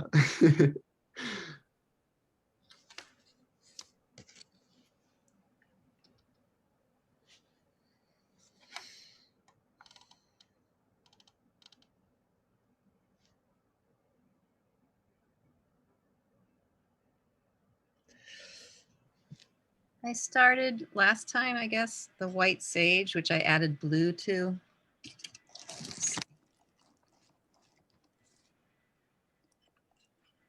Hold on, I'm gonna try and pin it so I can see. Oh, wow. That's amazing. Thank you. It has a lot of the same beautiful stitches featured in your embroidery that you submitted. I love those stitches, the density. Oh, they are so inspiring. I'm hoping to do that with this bird. Sylvia, how thick do you put the thread in the needle? Is that what thickness do you think you're working at there with the thread? Now I've sort of landed on 3, but the first one I did, the California poppy, I did 6, I think, in each needle, and then I gradually reduced it. I like 3 because then I take single strands from different colors and put in what I want and that kind of thing. Nice. Beautiful. The shading. It's beautiful. And I can't draw, so it's kind of exciting. Oh, it's beautiful. Good. Whoa, look at that. This is Nice. the That's really beginning cool. of my watercolor here tonight. Beautiful. Sylvia, when you send that one in, I'm going to send you a more difficult one. I think you're a master at the plants. I'm going to send you something else. Well, this is crazy because this is a brand new skill for me. I'm flabbergasted. Thank you. Really? Well, beautiful. I would never be able to tell that this is your first time. Or Yeah, that you're an expert. The California poppy was my first one, and the mule fat was my second, and this white sage is my third. Wow. Wow. That's incredible. You got a knack for it, lady. Yeah. Good. Good to know. You. It's incredible. You're also, this is the other thing that also impresses me too. The back. It's just so perfect. There's no way this is the first time you've done this, because I have to tell you, I've been doing it for a long time and mine don't look this clean. I try each time. This is incredible. This is Wait, you talked about the back last time, and I looked at what I was doing and thought, oh, I guess I could trim my threads shorter, but then I'd be nervous they would come out because I don't do knots. Do you do knots on the back? I do knots. I do Oh. knots on my starter, and then I embroider until when I get to the end. Then what I do is I sew into stitches. Yeah. And then I cut that off. But still, my back is not clean. Can you? I want to pin the back, Jen. Can you show it again? I don't have any of mine here, so you could see how mine are really, really chaotic. I love the back. And this is just so, it's so nice. It is. It looks like an impressionist painting. Oh, cool. Here too, I just love the light and the dark pink and the layering, the texture that's in this area. Yeah. It's 3D. And I was winging it.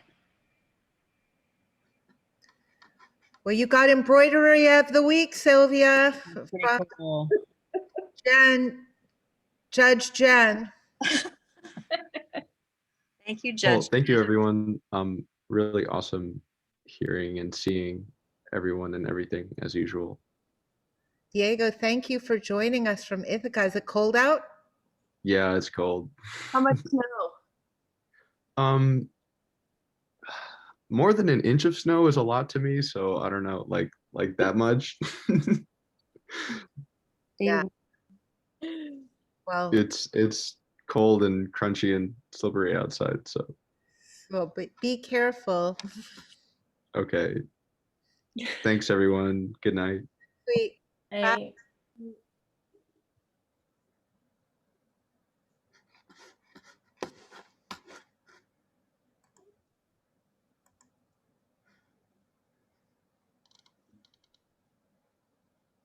I am again mending my clothing.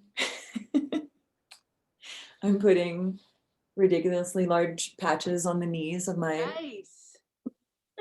favorite art pants. Yay. That looks cool. And I decided, oh yeah, these are the colors I'm using, some neon Oh, colors. that's rad. And then just switching up the, when I ran out of thread, why not switch up the color? Because who cares? You know what? It's so much fun. I had a sweatshirt from the early 90s. It's like a bright green, and the cuffs were literally falling apart. It was like everywhere. And I was like, I can't get rid of this. This is soft. No.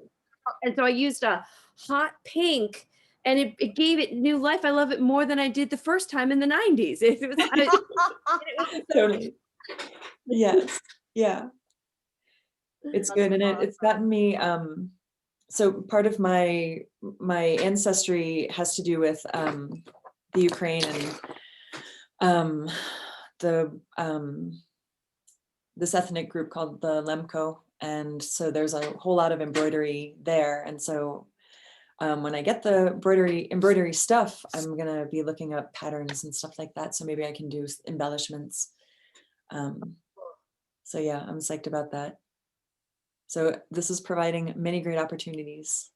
So thank you all. Thank you for joining us, JT.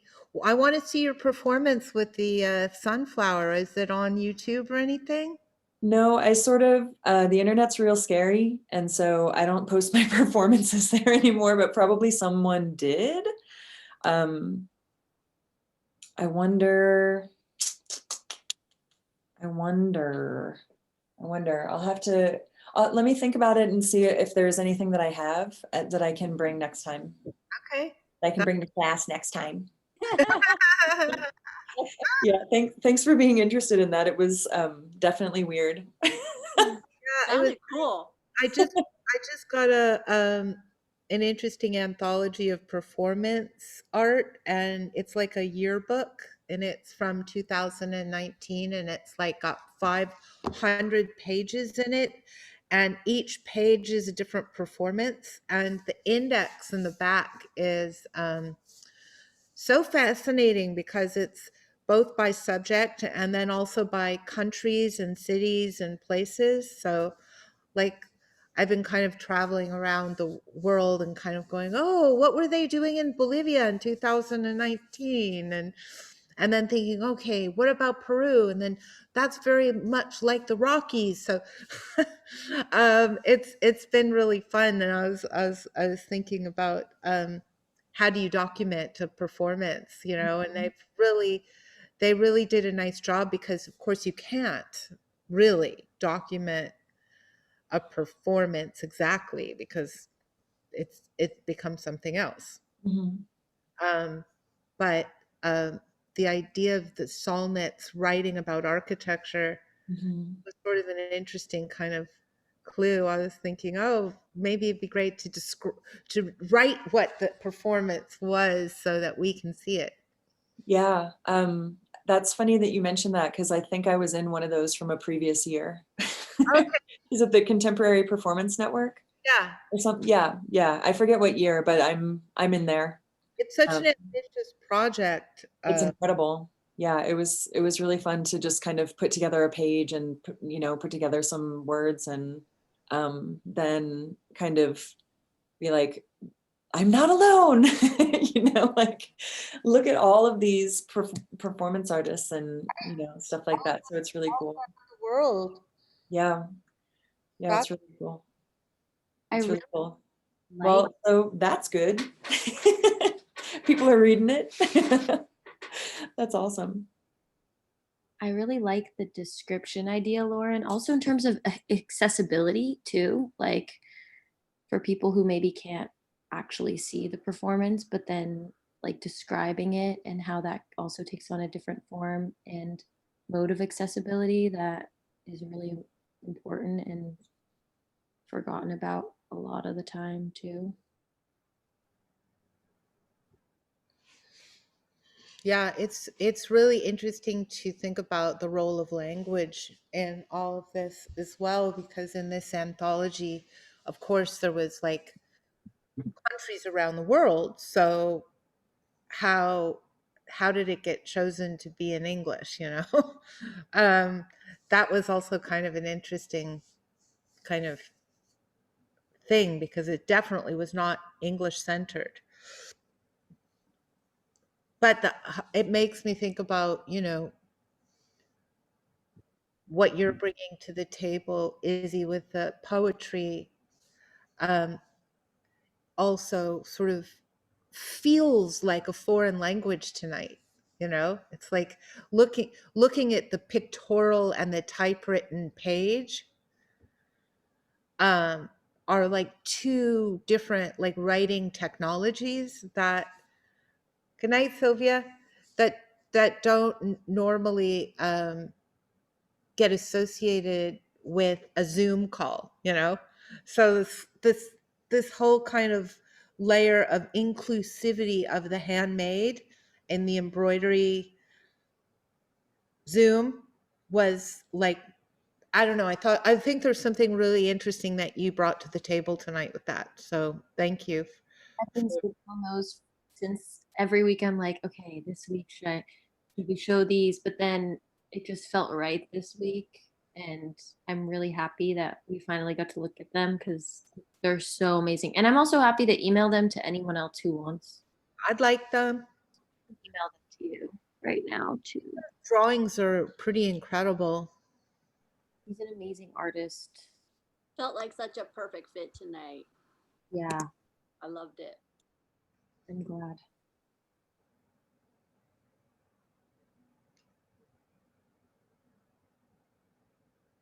Yeah, also in those poems, the markings, some of them kind of looked burned. And within these test site like aerial photographs and stuff like this, when I was doing research for that performance, I was looking at all kinds of stuff about how nuclear stuff has been done upon the earth and what marks are left, and they're scorch marks, like at 4th of July, those little pop things that you throw, and then on the sidewalk there's a little like but like at a horribly much larger, much more deadly scale. So yeah, it all comes together. I love it. And I definitely needed to breathe after I read, so thank you for that too. Yeah. Well, I'm really glad that you were here tonight to connect the dots. What means that we're on both sides of the Great Basin. So we're kind of surrounding it with intention. And I think that means something. I love that.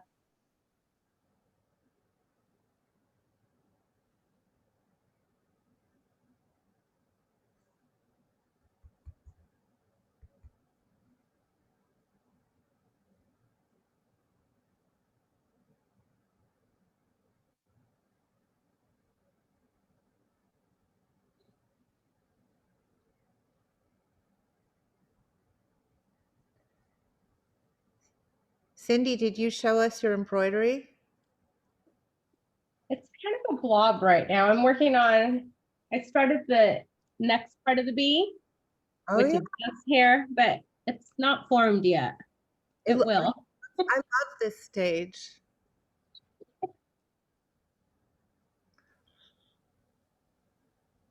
And then hold it up again. I was trying to pin it really fast, but oh, and then you have a sunflower behind it? Yeah, So that's the. No, behind Yeah, you. yeah. That's here's the sunflower. And there's gonna be yellow inside this blob. So that'll make the bee. Awesome.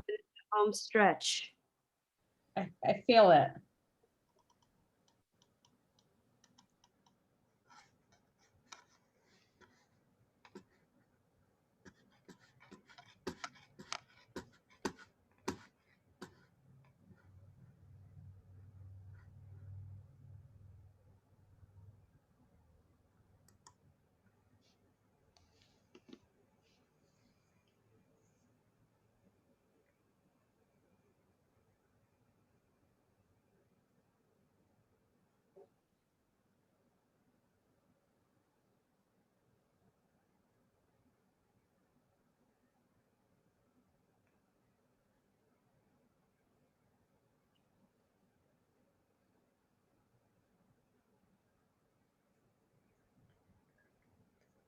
Hey, Izzy. Yes. Do you think you could also share with me your notes on the meditation? Yeah, I can. I thought that was really beautiful. Thanks. Yeah, I find that writing them out makes it a lot easier. So I can send you the little script. Thank you. Definitely. Yeah, these are amazing, these drawings. Holy cow. I really want to, I was trying so hard to find more of the ones from his series, the 100 Love Poems, because 2 of them are from the series, and then the other 2 are with another person that I found those 2 on the Poetry Foundation website, but I would love to see like all 100 of those. I just have no idea where those are, where to find them.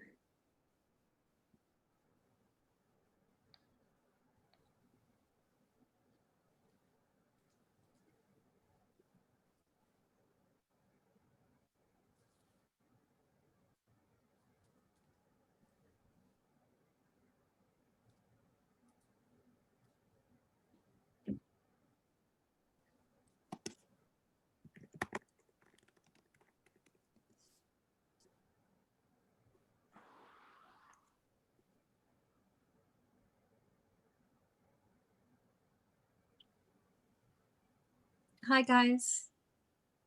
Hello. I thought I would share my avocados with you. Ooh, look at those greens. Wow, it's beautiful. Thank you. Will you hold it up a little closer so I can pin Ooh. Oh, it's so shiny. Wow. Wow. I love the stitches. Yeah, I love the different greens. Thank you. Thank you. I'm learning a lot. This is my first embroidery project. So Wonderful. thank you.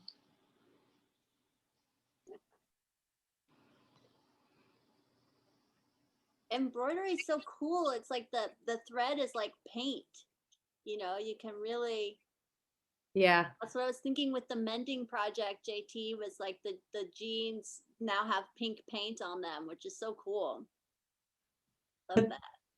Yeah, that is cool. That's a really cool way of thinking of it. Yeah, and with those greens in your avocado embroidery, Kaz, similarly, it's just so cool to see the colors come together.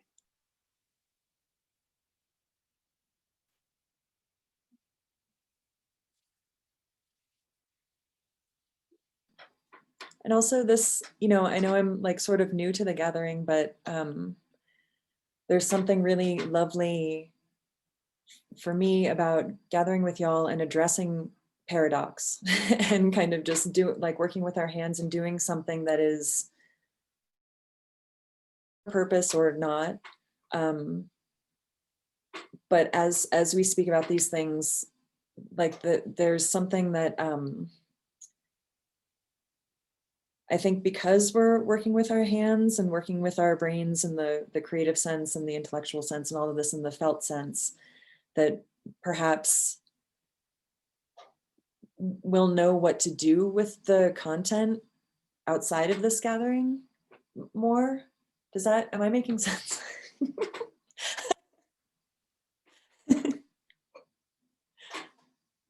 There's something about it that feels more active and more, instead of like, oh, you don't say, like, no, this is real. And like, we don't have to agree to what we're learning necessarily, right? If it's negative and we don't really agree to it, but there's an acceptance of like, okay, this is, and I'm finding that just doing something very simple. And I also connect sewing. I learned to sew at a very, very early age, like very early, like single digits. And it's always been a very powerful medium to me, even if it's patching clothes, because it's someone's hands, it's someone's signature. Mm-hmm.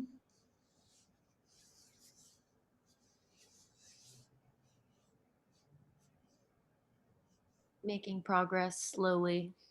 Nice. Slowly. Is that a sage plant or what plant is that? It's a mule fat. Cool. Is that what Sylvia's plant back there? This is a mule fat. Yeah, when I saw that, I was like, I think I have the same one. Thanks, Sylvia, for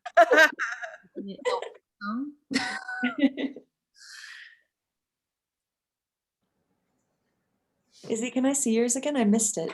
I blinked. It's in its birthing stages. Oh, Beautiful. sweetness. Thanks. That's beautiful.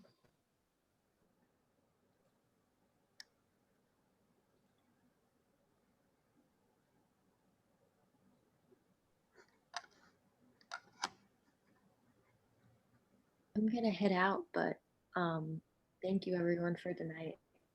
Izzy, thank you so much for all you did for us tonight and all you brought to the virtual table. It's so wonderful. Of course, I have so much fun doing this every week. Yes, thank you. Have a good weekend. Thank you. Bye. Bye. Take care. Bye.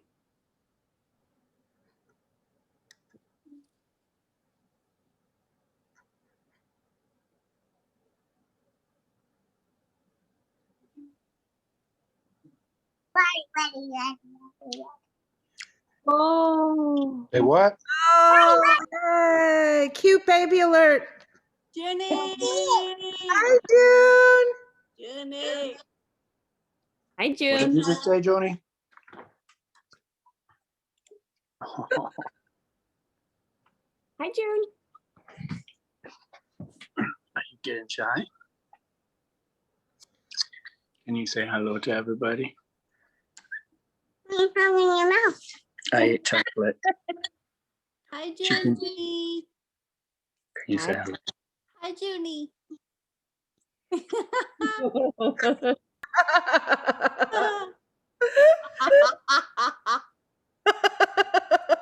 I'm pretty cute. Can you say hello with your mouth? Hi. June, Lauren, what- don't you miss the girls this age? Don't you miss having the kids this age? She's looking for chocolate. I give some chocolate. It's so You can cute. smell it on my breath. I want chocolate. We all want chocolate. Are you gonna get chocolate, June?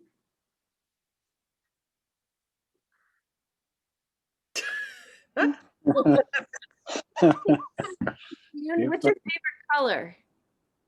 My favorite color is pink and red. Really? Those are pretty.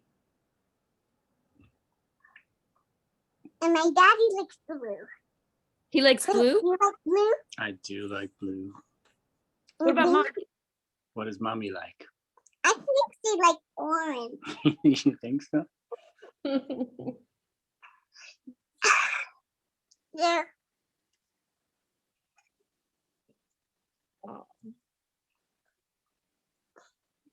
I miss seeing you, June. Can you say hi to Jen? Hi. Girl. You're a monkey. I'm sorry, we can't have chocolate this late at night. I'm Keep sorry. June.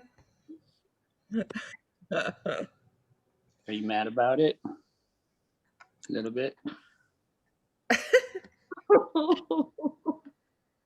Are you getting mad about it?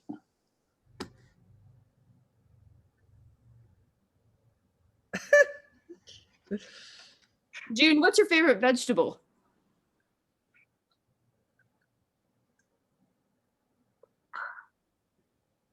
Chocolate. Chocolate. That's a great answer. Jody, that's not a vegetable. What's your favorite food? Fingers?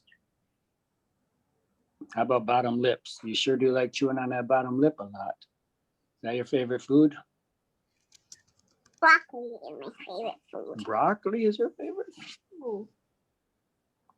Unless I put garlic salt on it, then you don't like it, huh? Yeah, no garlic salt. But when you put chocolate chips, it's yummy. I've never put chocolate chips on your broccoli,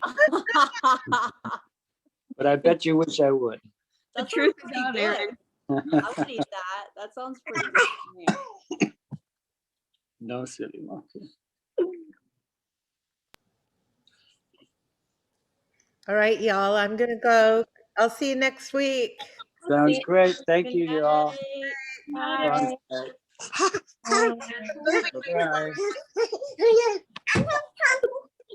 No chocolate chips, huh? Can you say bye-bye? Can you say bye-bye? Well, I'm gonna go make some dinner too. So Enjoy, Jen. thank you. I'll see you all next. Bye, June. Can you See say you next bye-bye? week. Thanks, y'all. Bye, JD. Thank you. Thank you. Let's play in the bed. See you later, Aaron.